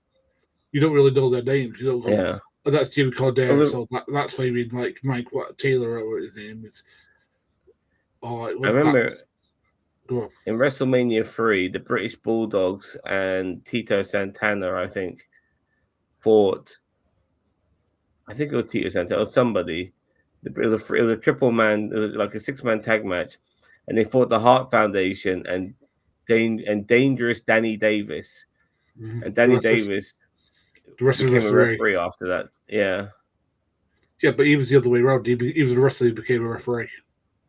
Yeah, the wrestler who became a referee. Yeah, I mean, like, the thing is that, like, because I know somebody. Well, I know somebody that he got injured recently, but not that recently, like end of last year, like really badly, and then they went, right, I might well be a referee, to stay part of the industry. But that's impressive. That was pretty cool.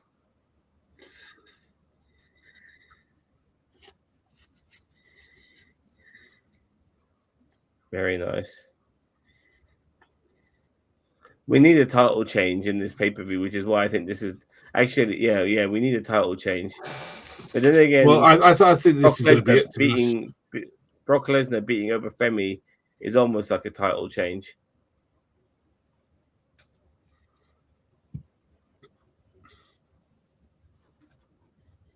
So, what do you think? Do you think that's the end of Obafemi now? He's going to get buried for the rest of his career? No. Because he's going to have a rubber match with Lesnar, and he should win that match. So it's going to be like some sort of like no hold, as you were saying before, no holds barred flaming, like hardcore flaming war thing.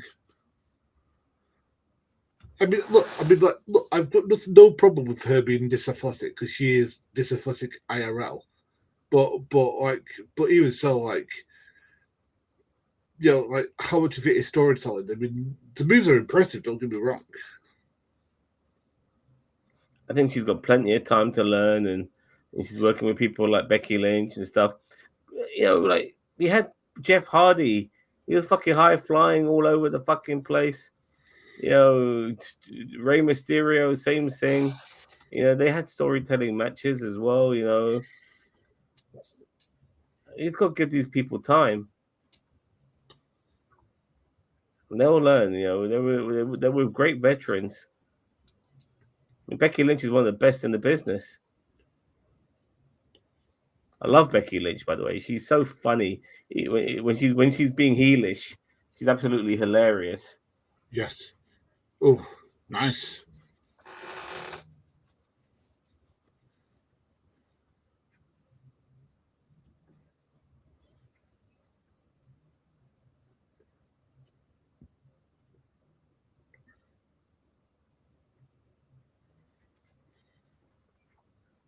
They're going to probably use the same arena for Monday Night Raw tomorrow. Yeah, probably.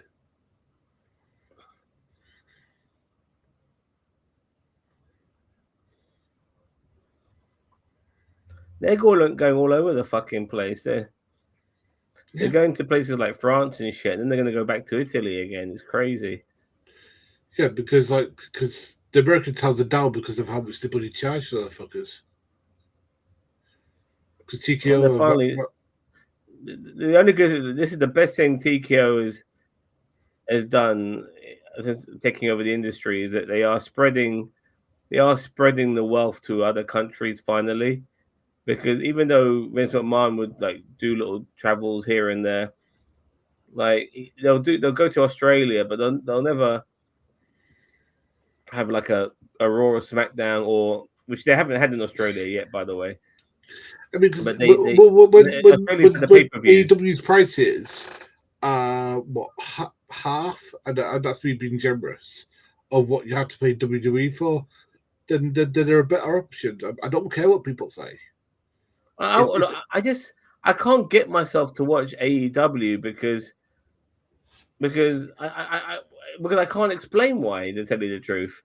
People say watch AEW, I can't be asked. You know, like I want to watch it, but as I said, I really would. I mean, I will watch the last All or pay-per-view to you, and I think that will make you a fan.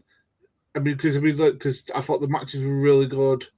It did what it needed to do, which was put people over, you know, introduce you to the characters, blah blah blah. Oh.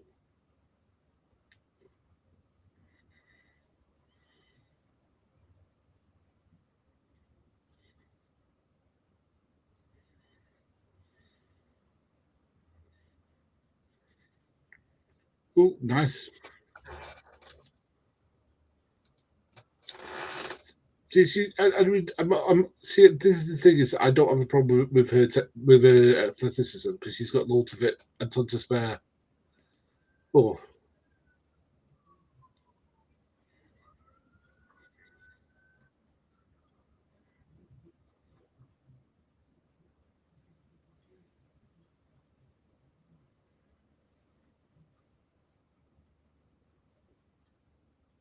any of these matches coming to London? Let me just check. I don't know. I mean, I know they're in Liverpool, but I don't know if they're in London.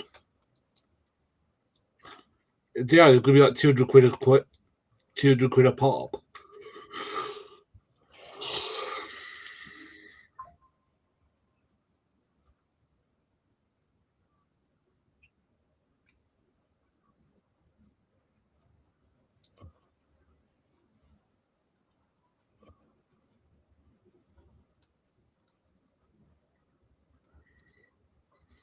The MEO Arena. Where the fuck is that? MEO Arena. It feels like Manchester. What's it called? No, it's not coming to Manchester. It's going to Liverpool. I think it's Edinburgh, Liverpool, Leeds, and I think it's somewhere down south somewhere. Oh, it might be Brighton. No, it's Portugal. Let me look. There's the one in Brighton as well. London.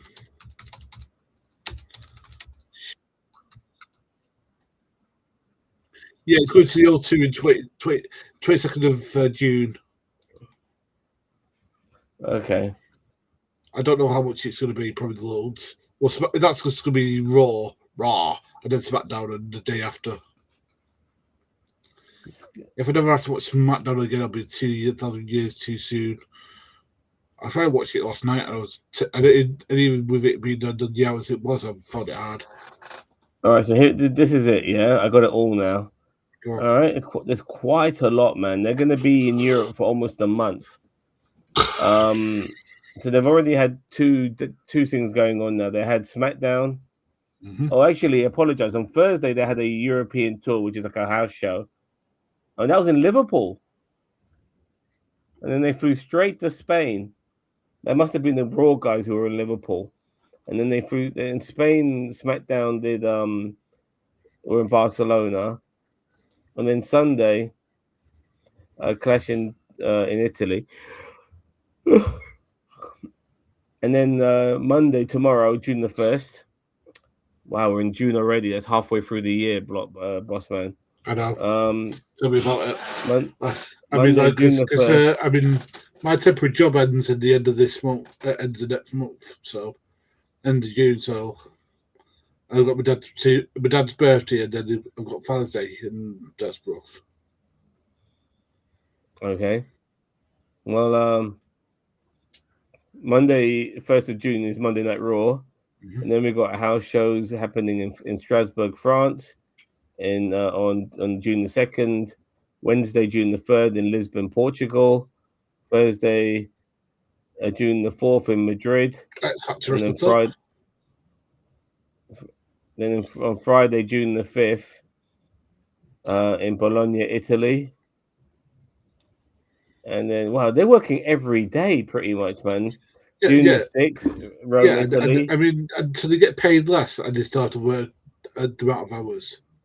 It's ridiculous. And then Sunday, June the 7th, Florence, Italy, another house show. And then Monday, June the 8th, is Monday Night Raw in Paris, France. And then, do they go back to America after that? Because yes, that's crazy. Yeah. That's crazy because they're back in Europe again on June the 20th, but this time it's mainly around the UK. It's all around the UK. So they're doing. So on June the 20th they go to Cardiff, UK. June 21st is Birmingham, UK. Those are house shows. Yeah, I mean, like, jet lag is just something that happens to other people, isn't it? No, but check this out. Monday, 22nd of June, London, UK, Monday Night Raw. Tuesday, I want to emphasize this. Tuesday, the 23rd of June, Friday Night SmackDown. And then 24th of June is another house show in Sheffield. When did they get a chance to work out? Don't ask me. Like, they have to work out as well, like these guys, man. Jesus Christ.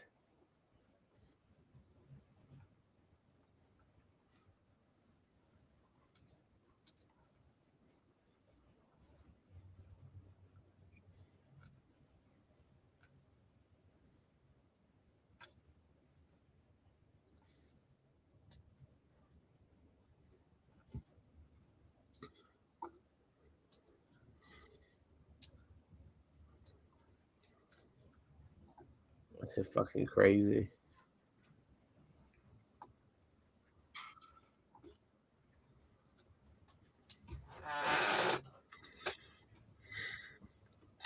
I mean, this match has been good a good while. I think it was just the first match that was just really truncated.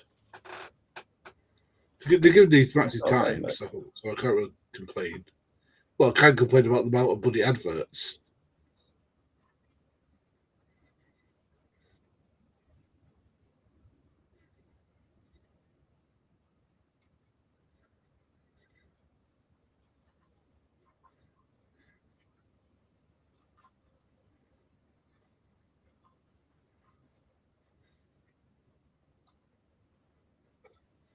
So do you think Brock Lesnar should be part of the vision. No, it should be his own thing. I mean, that's what they might want to do. I don't know, because with Logan Paul being injured, but I'm sure there's people in NXT that you could put into that into that role. Yeah, but they're one more injury away from being just a one-man team. You know, like, oh, she got the Soul Snatcher there. Yeah, she done it. There you go. I told you she'd do it. Yeah. Because it's the IC belt. And she actually hit it clean. Because the last two times she botched it. Yeah, I think she had it in her mind to do it properly this time.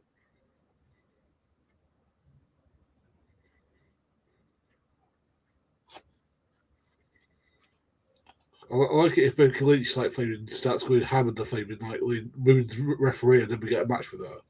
Because that would be like a story that they paid off.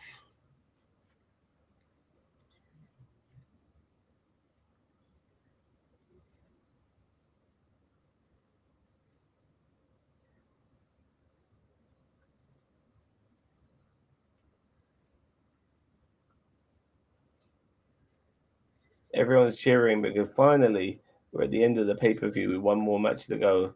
The match. You deserve it, they're saying.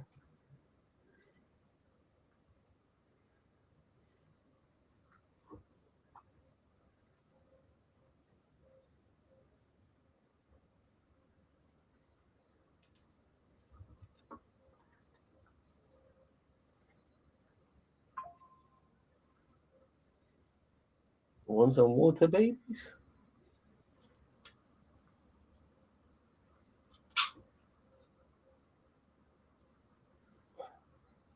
Check this out.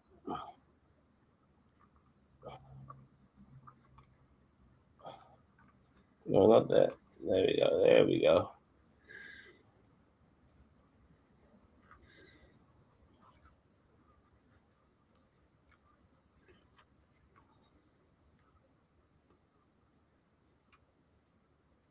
Oh yeah, King and Queen starts tomorrow.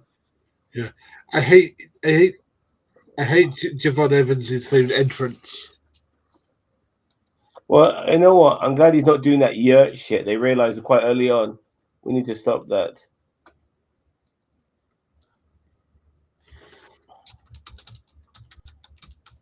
Ethan Page is funny, man.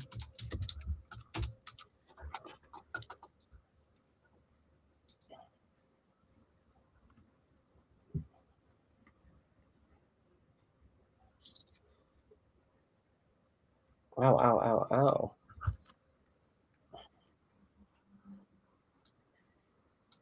No, okay. Oh, they're going to have it in Madison Square Garden. Okay, fine. You know what? I'll give Madison Square Garden when it comes to arena, and I want to emphasize arena, I'll give it to them. MSG is arguably the world's most famous arena. But the world's most famous stadium is Wembley. Yeah, Drewski. I love Drewski, man.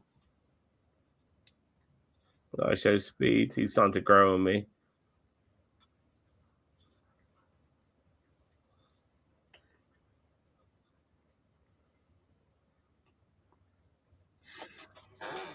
I don't know why he's using a tongue to death grip. That match is boring. It looks so stupid.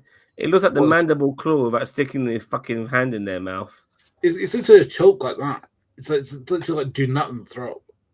That doesn't really hurt. Well, it does hurt if I crush it, but that's not what I do it.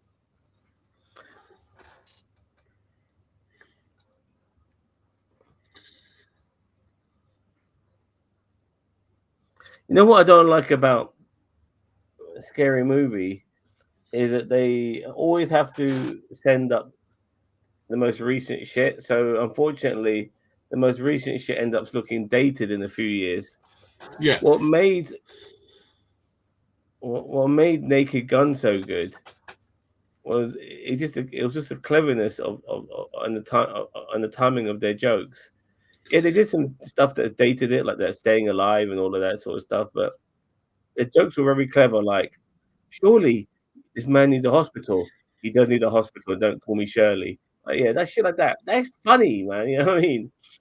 That's Yeah, the joke right there. yeah, because I mean, yeah, but I mean, the thing is that like,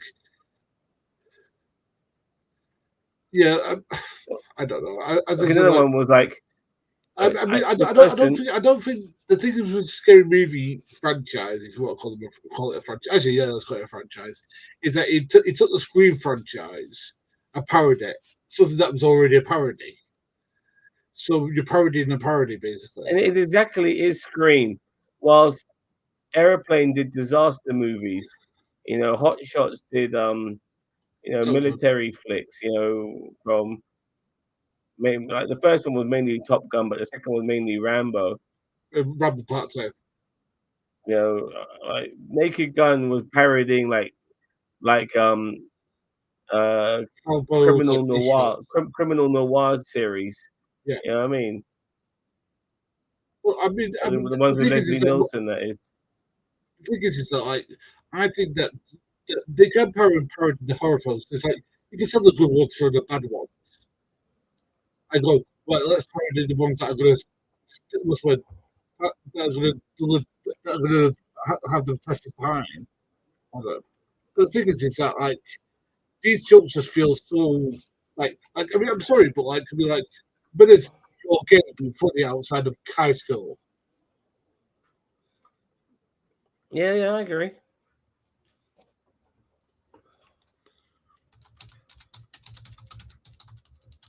Like I already saw in that in that Scary Movie clip, like they were making fun of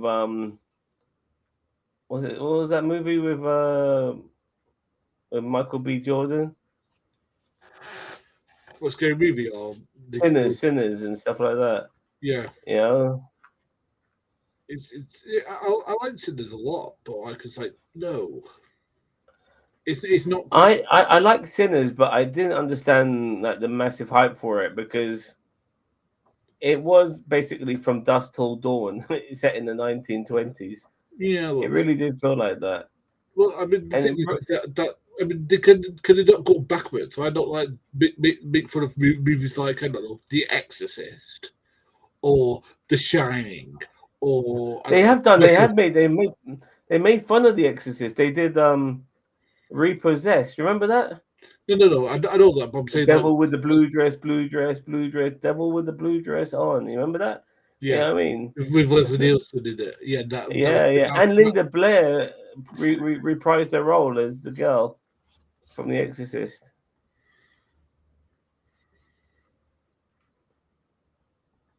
I can't wait for that Highlander movie. By the way, what you see that because Drew's in it. it reminded me when I saw him in that. Yeah, I'm looking forward to. Well, I think he'll be Camill's in it, playing. so I think he'll be playing somebody who'll get his head chopped off, like a precursor to Batista, which is also an ex-wrestler. I don't know. I mean, because I heard that Drew's going to play like one of the Scotsmen in it, so that's good casting. That makes sense. Did you watch the Usyk fight? No. I like Usyk, but I think maybe finally he's starting to look like his age now. Like as good as he is, he might be getting a bit. Maybe the age is finally catching up with him. All right, here we go. 1 hour until this pay-per-view finishes. So they'll give us a good 20 minutes. No, we'll get 20 minutes of build-up.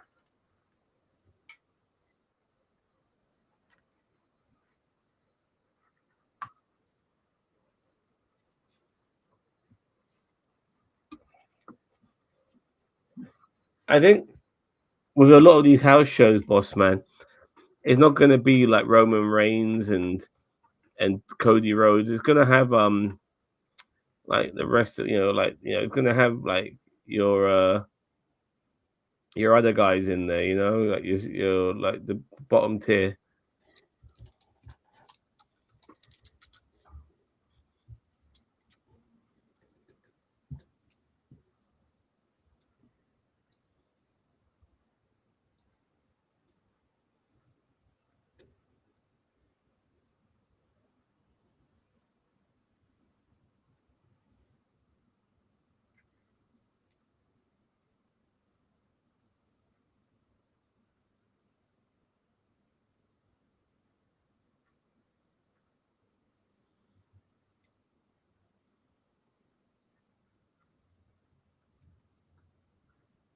I like the way Brock Lesnar went straight into the F5s, not fucking around. Nope, no, don't I need forget to take this guy out. And then he F5'd him through the flaming table. This was the most agile I've seen Brock in a long time. Well, I mean, to be honest, we didn't see the Suplex City, which is unusual. He looks amazing still, man. Despite his age.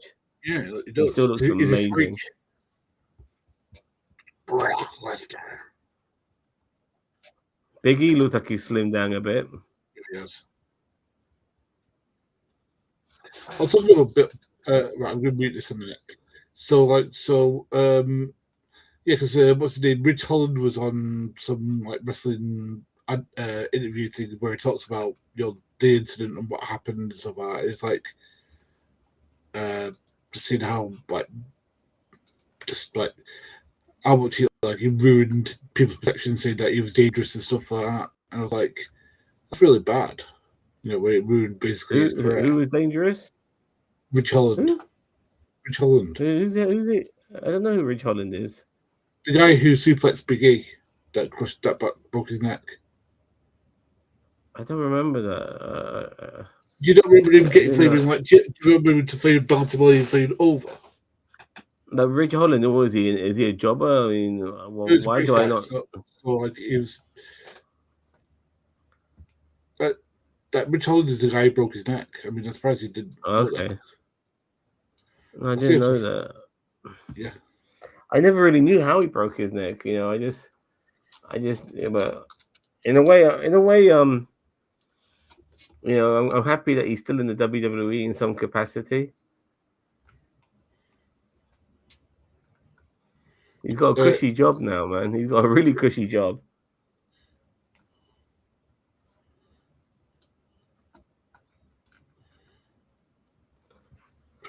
Well, I told you, 20 minutes of build-up. Well, let's remind you guys of this feud that you guys know about already.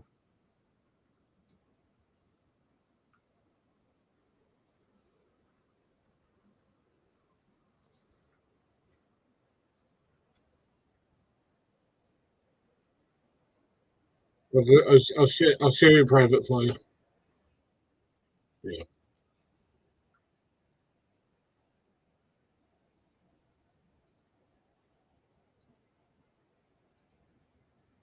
I don't remember this guy. Oh, I can't watch that again. I can't watch that again, man. Oh, man. Oh, mate. Well, once is enough. But yeah, this guy, but he had like an interview with, I can't remember who he had an interview. Yeah, Wrestling on Life Online, where we basically talked about the issue, like how he got like labeled unsafe because of that.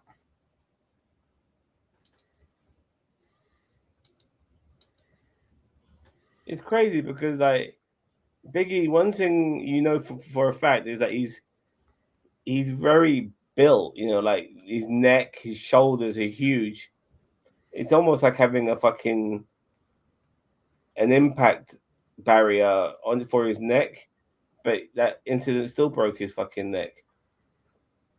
And maybe having all that muscle and protection it kind of stopped him from being killed, even. Yeah. Yes. So I'll put the full interview with this guy in the chat for you. I can't, boss man. I can't. It's just the interview. It's not the thing. Okay, I'll save it. Okay. 56 minutes long. Yeah. So basically, they talk about that accident and and the thing is that I agree with you. If Big E was slimmer, I don't think he'd survived it because that literally broke his neck. Like all the fame muscles he has and all that shit. That's why this job is so fucking dangerous, because when it comes to flipping your body, you really have to make sure that you get it perfect. Yeah, but plus don't take flaming bumps like that on the outside of the bloody ring. He gave him legit belly to belly on outside, and he was like, "What do you think is going to happen?" Even if it goes well, you're going to get fucking fucked up by it.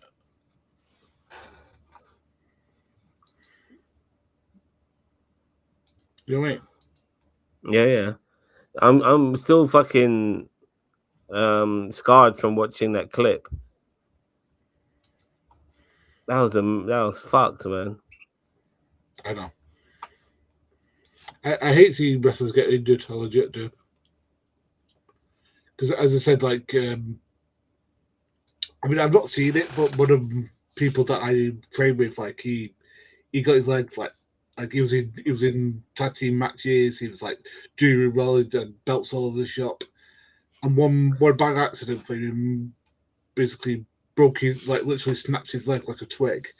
And he's feeling like he's been in for traction for feeling. He's had to have, like, you know, those metal, that like sort of like metal thing around your leg to keep it together. He's had to have that. Oh man, that shit fucks me up, man. I know.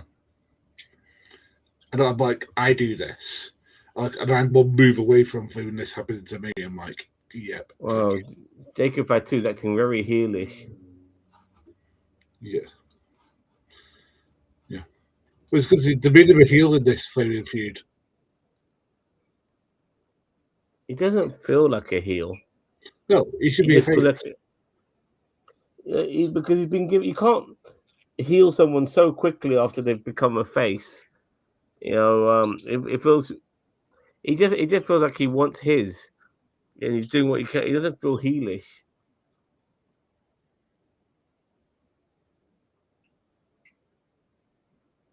And this is the thing I've always said. Sometimes you just need character. You don't have to be a heel or a face. You just need a character with certain attitudes and abilities and personalities. This is why I like Sammy's.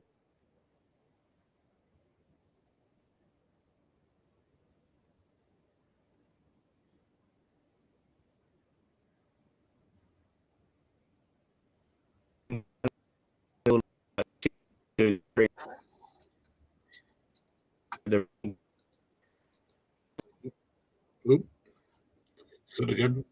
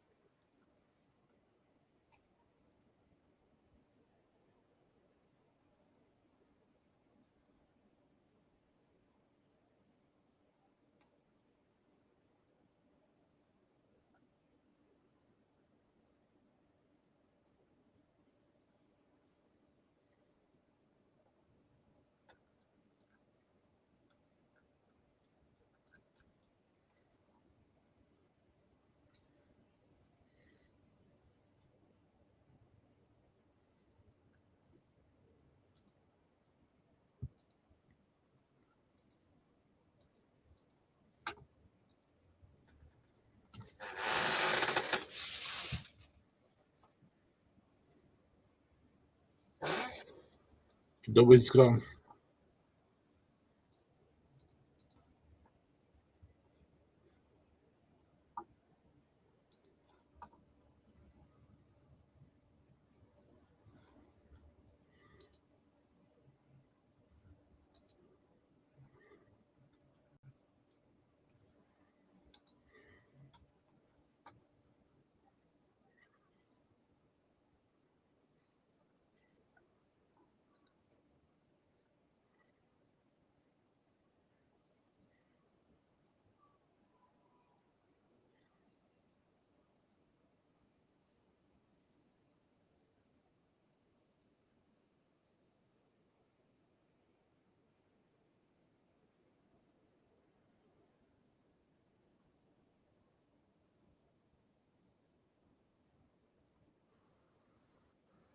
Oh, I'm having problems again, Gary.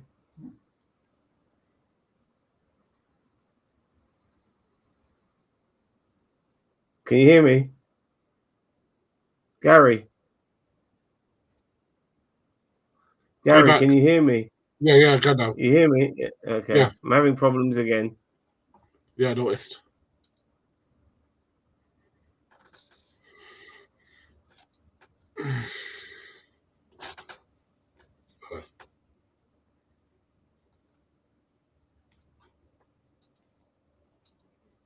It's gonna come out and come back in again, yeah?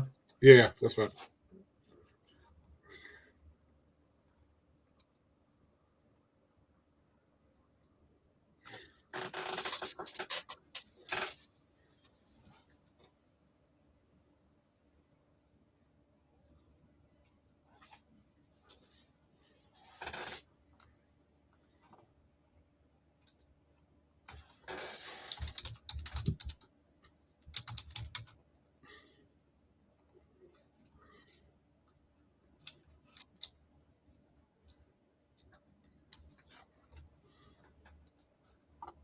Are you back?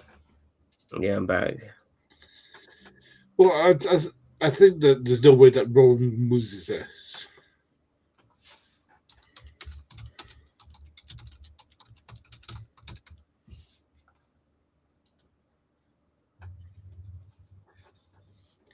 Yeah.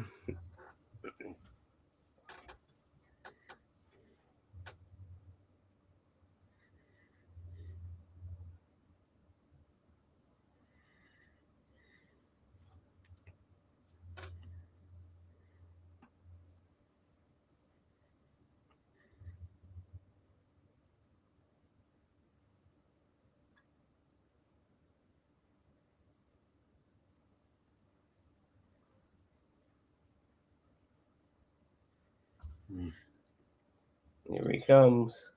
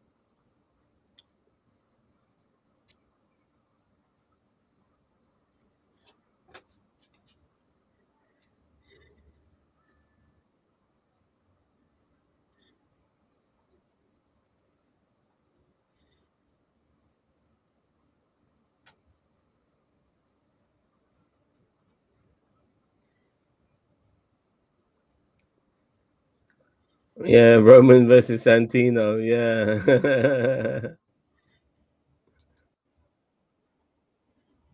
By the way, Santino Marella is in the audience today. They showed him earlier.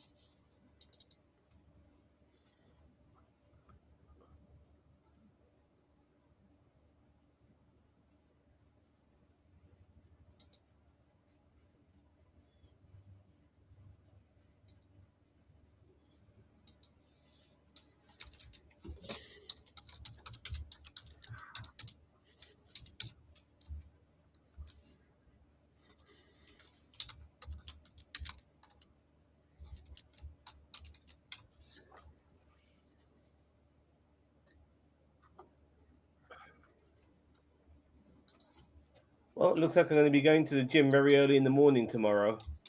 Sweet. You know what time is early in the morning? Nope. Probably about 3:30, 4 o'clock in the morning.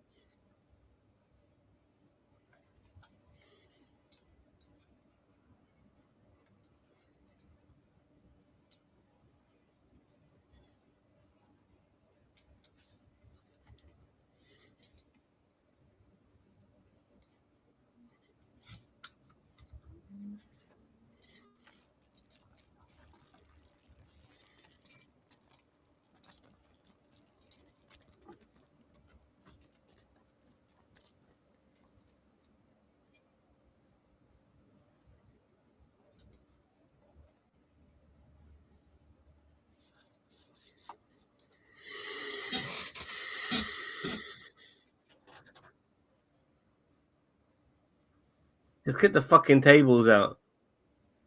You should jump the barricade and cash it in Santino in the bank. I don't know how to even size up that joke, to tell you the truth.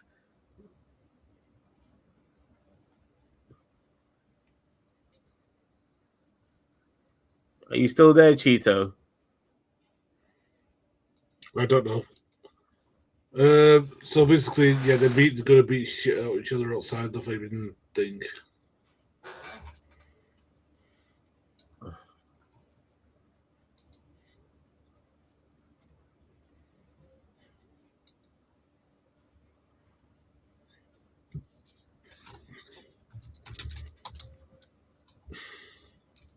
I was going to show you something.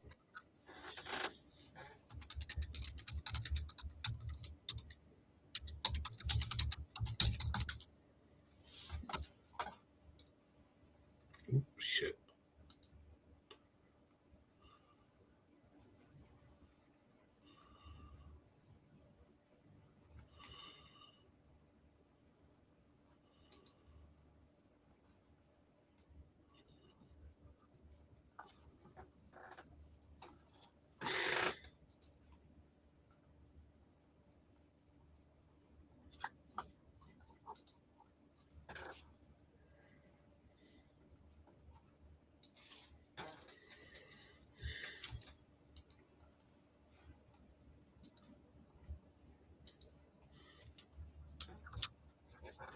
Oh, shit.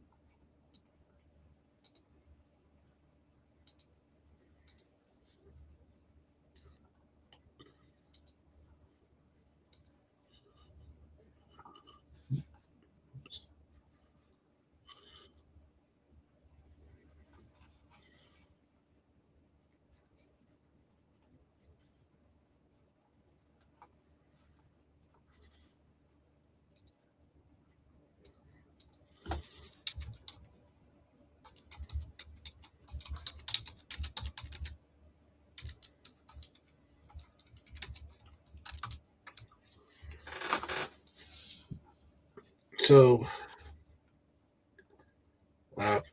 hopefully that happens to you. That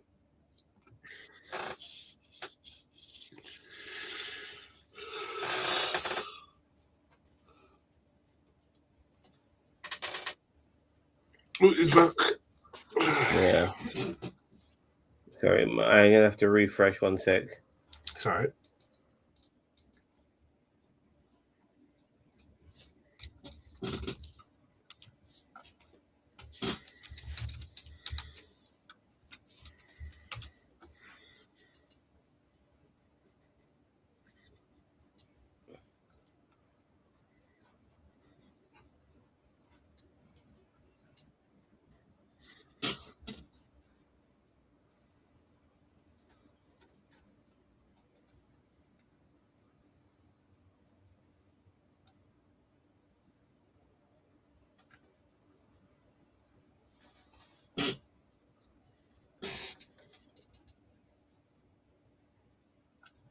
I just need to ring up my work. I just need to ask him something.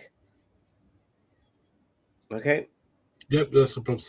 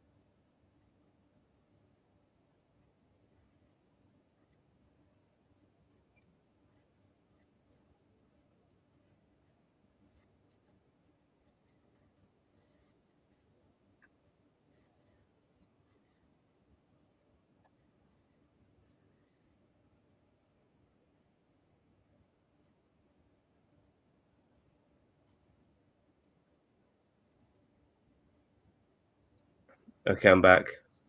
Hmm.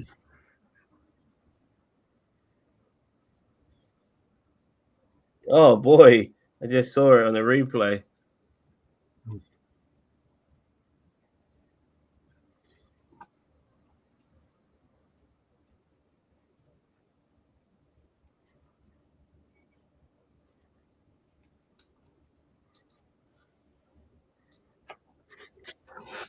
Hi, Mike. Hi, Chels. Sorry. So these people are from Wrestling Zam. Oh, Charles Lawley. Yeah, Hello, he's one of the Charles people I Lawley. train with at Future Wonderful. Shock. I've known Gary for a long time, and yeah, we have a lot of interests in wrestling being one of them. And we're just doing a watch along now of Clash in Italy.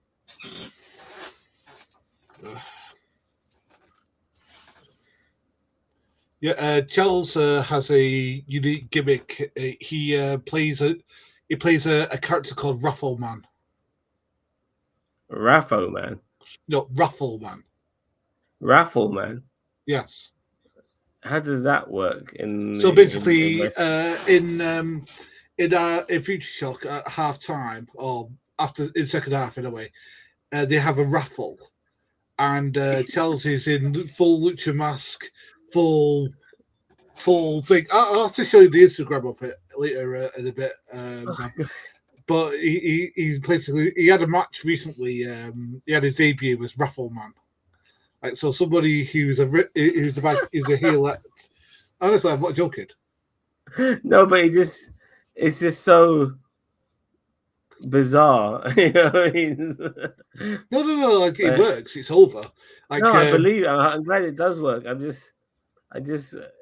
You know, when you first mentioned it, okay, raffle man, like he's going to be doing raffles whilst he's wrestling, and I just said that. Well, he did a Stone Cold Stunner, but put some of his like tickets in some of his mouth first. Oh, for fuck's sake! Yeah, it's fun. Like he, yeah. So yeah. Like there's a guy on here called Peter Bratners who does wrestling reviews. He was really complimentary about his match.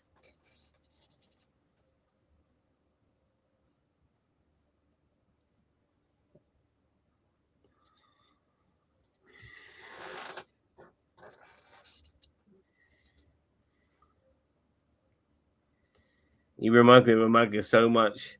Fatu, it's crazy.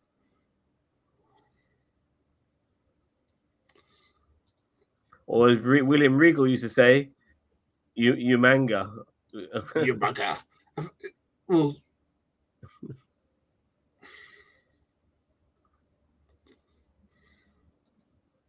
they need to get the fucking weapons out a bit more. Come on. Like yes, I mean, if you saw the Raffle Man gimmick, you'd love it because like literally, like it's so over. Like, I love a good fucking raffle as well. By the way, mate, I love raffles. Well, if you ever come here, you have to come to a Fairfield show, and Raffle Man will probably be wrestling on it. Awesome. I want him to pull my number out and not hurt me at the same time. I think he only wrestles heels at this point.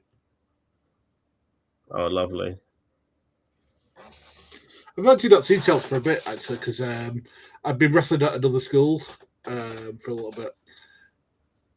Nothing bad's happened. I'm still on my job. By the way, Fatu taped up his fingers, and now his fingers have got no tape on them. Yeah.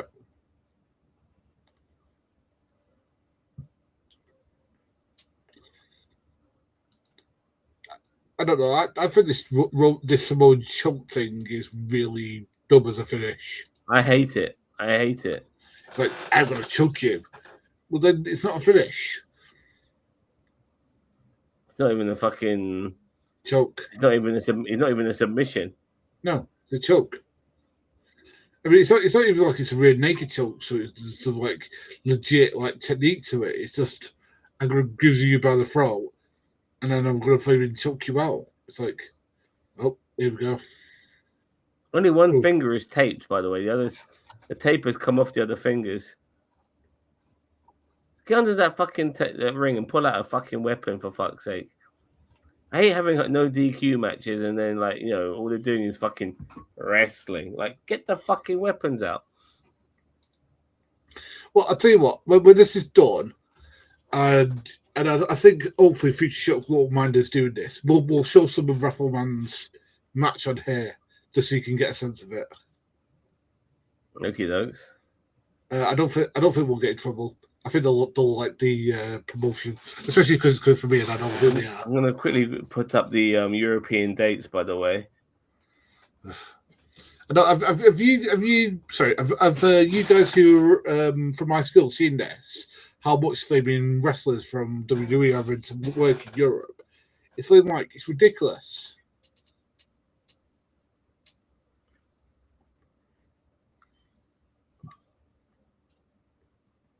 Seems like the weapons are missing. Jacob seemed to fumble about looking for something. Yeah. I'm thinking that too, mate.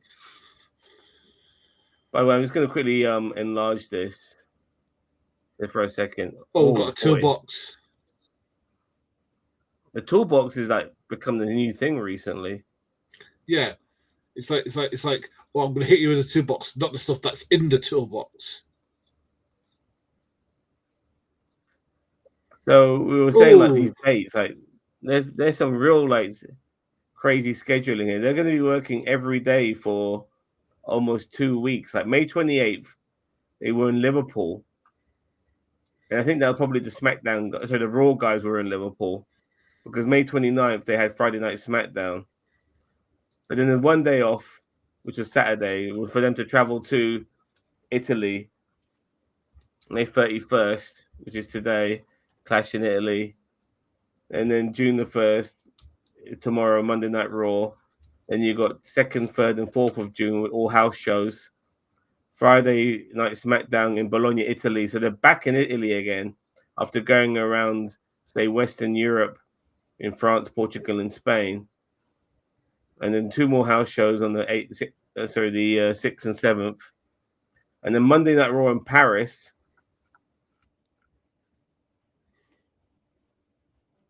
To America after that, and then they're going to be doing a UK tour come the 20th of June,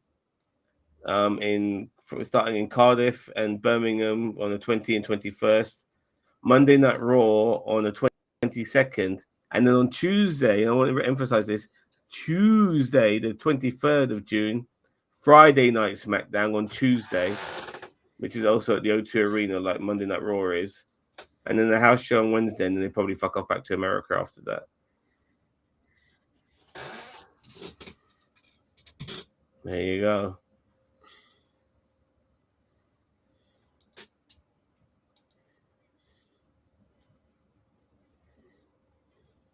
I'll tell you what, when it comes to weapons, Jacob Fatu's big fat Samoan ass is a weapon in itself.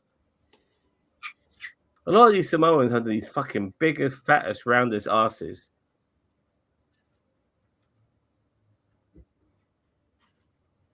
Hello, my baby. Check out my baby. Check out my baby here. This is Lemon. This is my baby girl here. This is Lemon.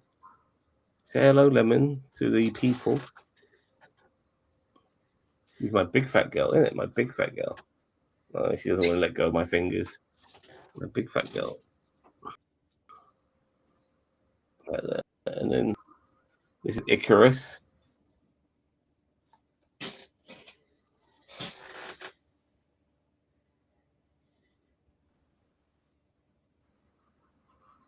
Oh no, I'm lagging. But not again. No, I might be lagging. Where is Sonny? Come here, Sonny. And this is Sonny, my other big fat boy. Roman with a spear through a barricade. Barry the barricade. That's very Simon Miller.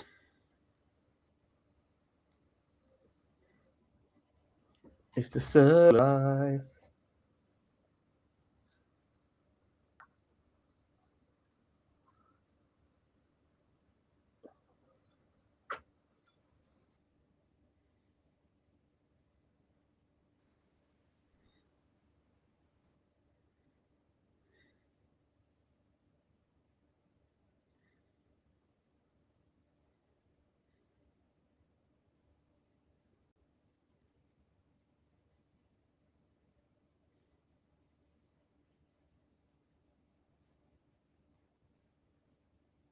Here we go. Am I back? Yeah. Am I back? Yeah, I can Fucking hear you. hell, man. I've been lagging like a bitch. You still lagging?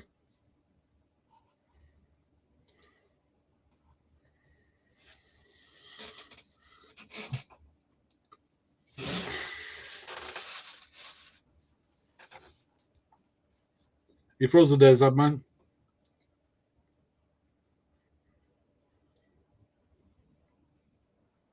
Am I here, Gary? Am I here? Yeah, I can hear you.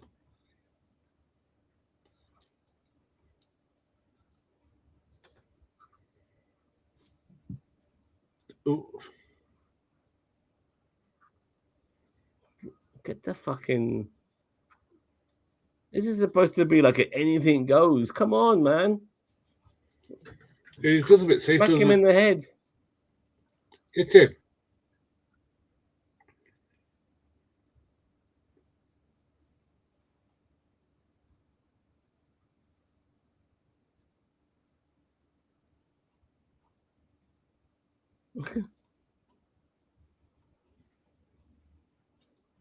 What on earth is he saying?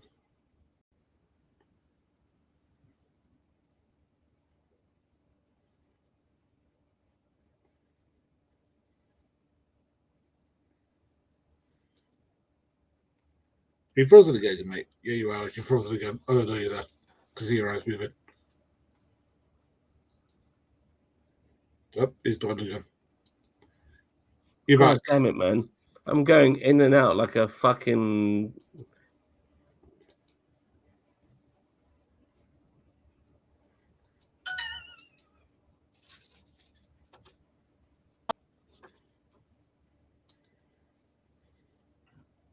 Oh, God, this different choke. A terrible finish. punch. You're right. In... Oh. He turned You're into the boogeyman after getting punched.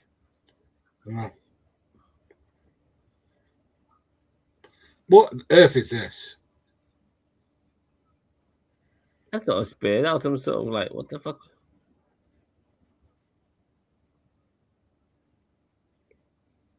I don't even know That what to wasn't make of this spear. bollocks. That wasn't spear. If we did spear like that for him in PC, we'd get told off.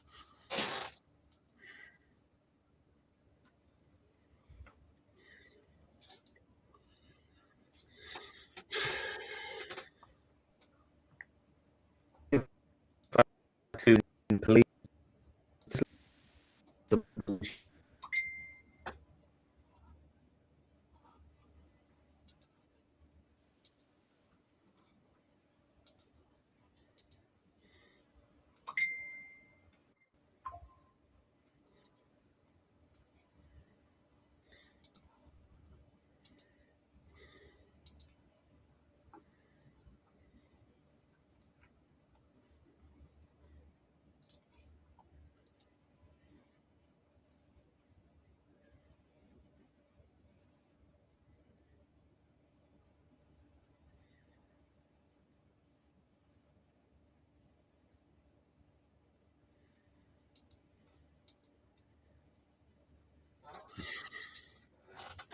See, I don't know. It just seems like the only seem to. I mean, there's no escalation of this at all.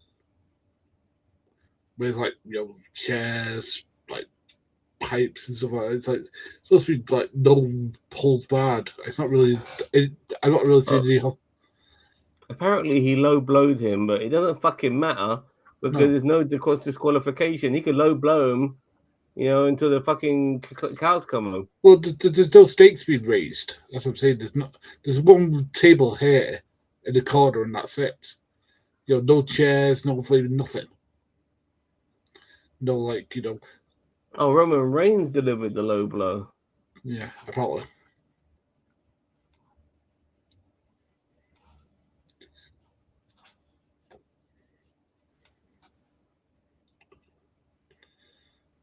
Woo. This shirt guy's in the front row again, by the way. Good. Oh. green shirt guy. He's in the front row. Yeah. In Italy. Yeah. Oh, God. What does he fucking do? The Tongan death grip.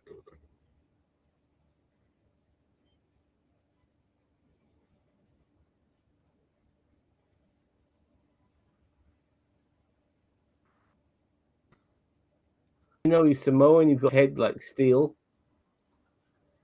Yeah, no.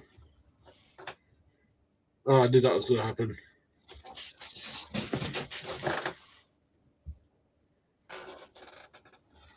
I knew that was going to happen. That got brought in. It's like, who's going Finally, somebody used that goddamn table. I know. Turned it into dust.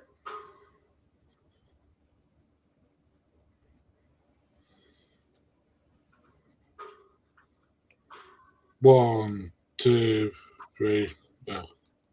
Well, I could have predicted that.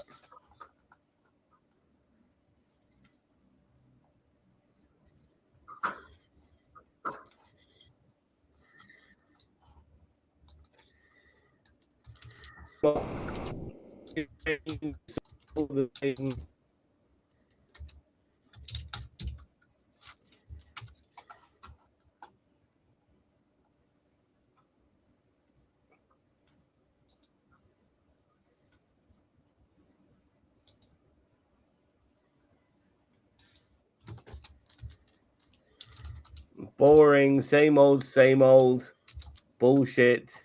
No change. Roman Reigns is still champion. Not going to try something different. Not trying to try something business as usual. We only had one title change in this whole pay-per-view. And all right, don't get me wrong. Brock Lesnar winning was in its way its own title change, but still, it's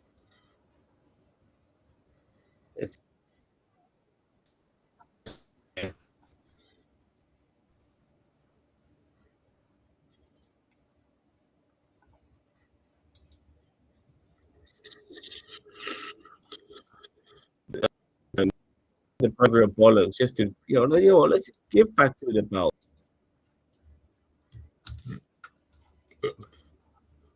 They just don't have the balls to fucking give Fatu the belt and give him an opportunity.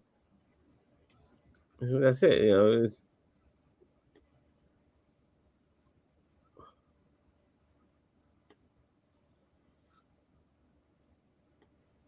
Here comes Jimmy and Jay.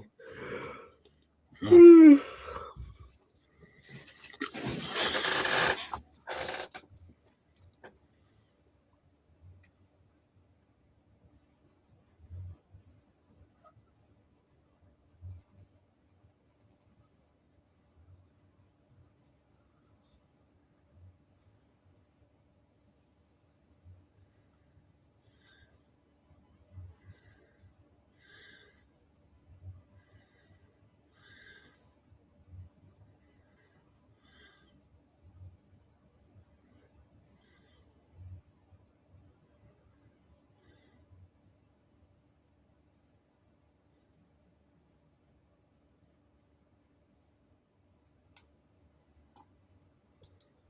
Sorry for popping in and out like this. It's all right. I've got a very special thing for you. Display what the next thing that's going to be the Instagram link I'm about to show you. Let's watch that. Let's watch that on the screen. And by the way, Charles, this one's for you. You're still watching.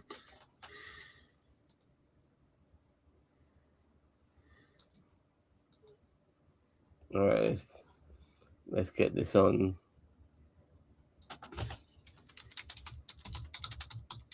Instagram.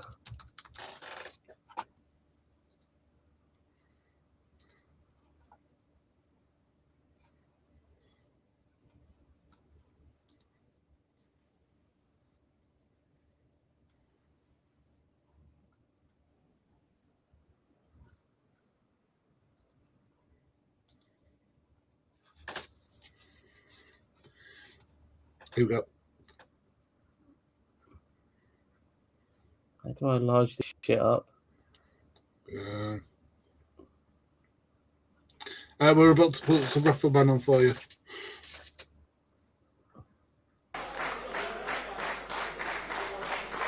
What size this? Oh my word. Oh, Vesper again escapes and going after the arm. I mean, Raffleman might have drawn his last raffle. Is he going to tap? How is he going to draw numbers with such an injured arm? Now, this could be, potentially career.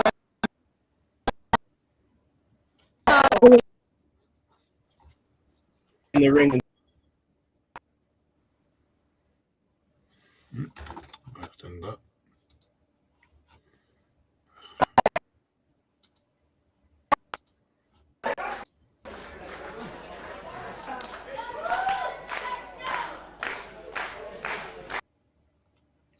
Bloody hell.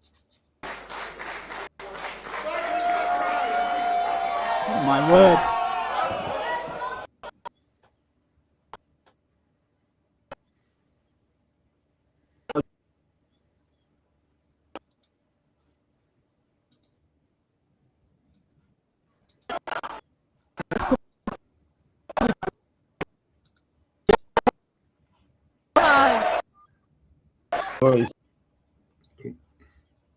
Sorry about this, guys.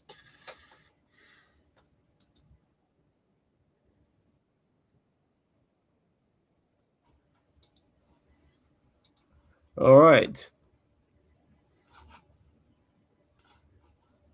I did try, guys, by the way. I did try again. So what? Yeah, so raffle band. Watch that in your own time and tell me what you think, Zan, Yeah. What I'm thinking about is I somehow win. I do win. But if I do win, then do I get like a cuddly toy? Do I get a cuddly toy and shit like that? No, usually it's either a picture of a wrestler who's trained with us. So it's either Steve Macklin or D'Lo Brown. Then it's either tickets to the next show or it's a new T-shirt that we put out. You get that for free. Oh, lovely. Yeah. Lovely. My life is complete, Gary. If I get a raffle from Raffle Man, let me just move my screen over here. Yeah, he always wears. Well, Raffleman's always there. I'm not saying to. Yeah, Raffleman is he one person always who's built for people? No one knows. Well, I don't, but I'm not saying. But yeah, it's an interesting gimmick. As I said, if you come up to Manchester after to a future show, so you can understand the characters more. I think it's because I know them more because I've trained with them alongside that I understand the character. Bloody hell, he's got a gun. Yeah, so if you ever come up to Manchester, I'll have to take you to a future show because I actually know the characters and I can explain to them to you more.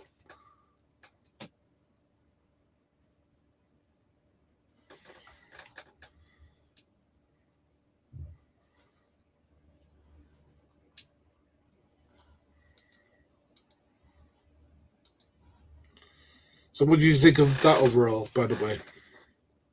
Let's do that before we go do anything else. So I thought that was pretty mid. I thought trying to think what the match was. Are you going to give it out of 10? I'll give it a very generous 6. I'm giving it a 5. Yeah. Maybe I needed, and like they need to reinvent the wheel when it comes to WWE and their matches. Cody Rhodes should have lost. I agree with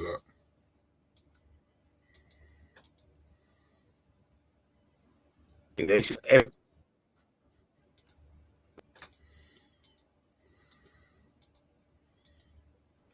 there you go. Predictable and boring. I don't. Yeah, I agree with that. It is predictable, and the thing is that like it's just annoying because like at the moment I'm just hoping that WWE like gets what's coming to it, which is fans leaving, because the fans need to leave this. Watch another product, even if it's not AEW. Watch something else. I'm just saying, like, we don't need WrestleMania and SummerSlam to be the pay-per-view. Oh, things are gonna change. No, it can fucking happen anywhere in my opinion. It should. You know, it should happen on Raw, it should happen on fucking SmackDown, and it should happen in Clash in fucking Europe, where the fuck. I agree.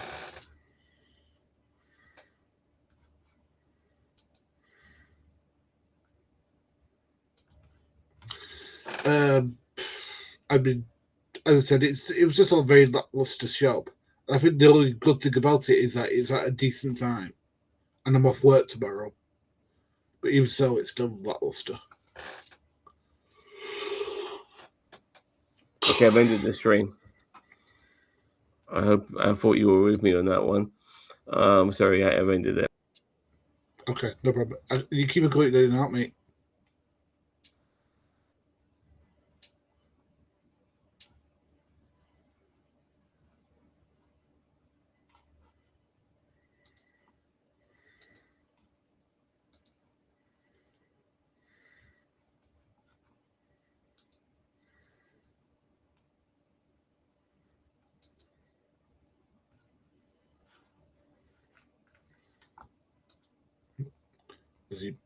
Has he ended it? I think we're still going, mate.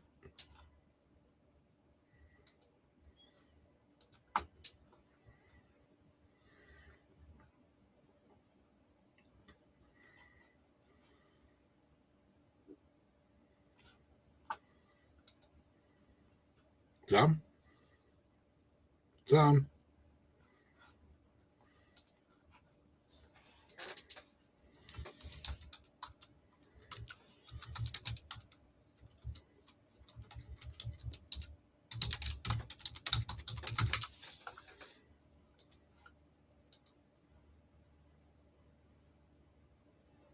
Well, thank you to everybody who's been here.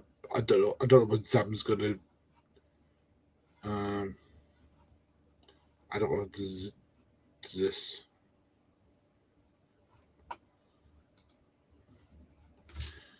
a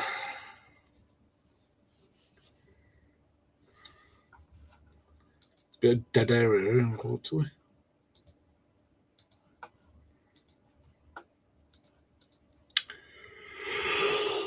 Oh, tired.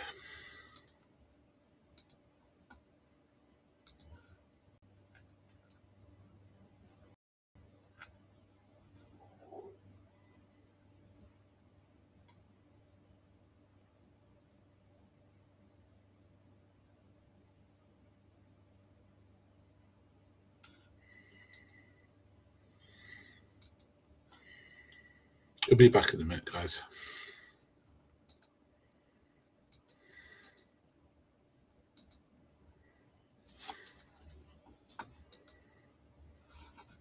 Cheers, Charles. Thank you for that, mate. I won't be there Monday. But I'll be there probably Saturday now. For trading. So, but thanks for going and watching, guys. It really did mean a lot.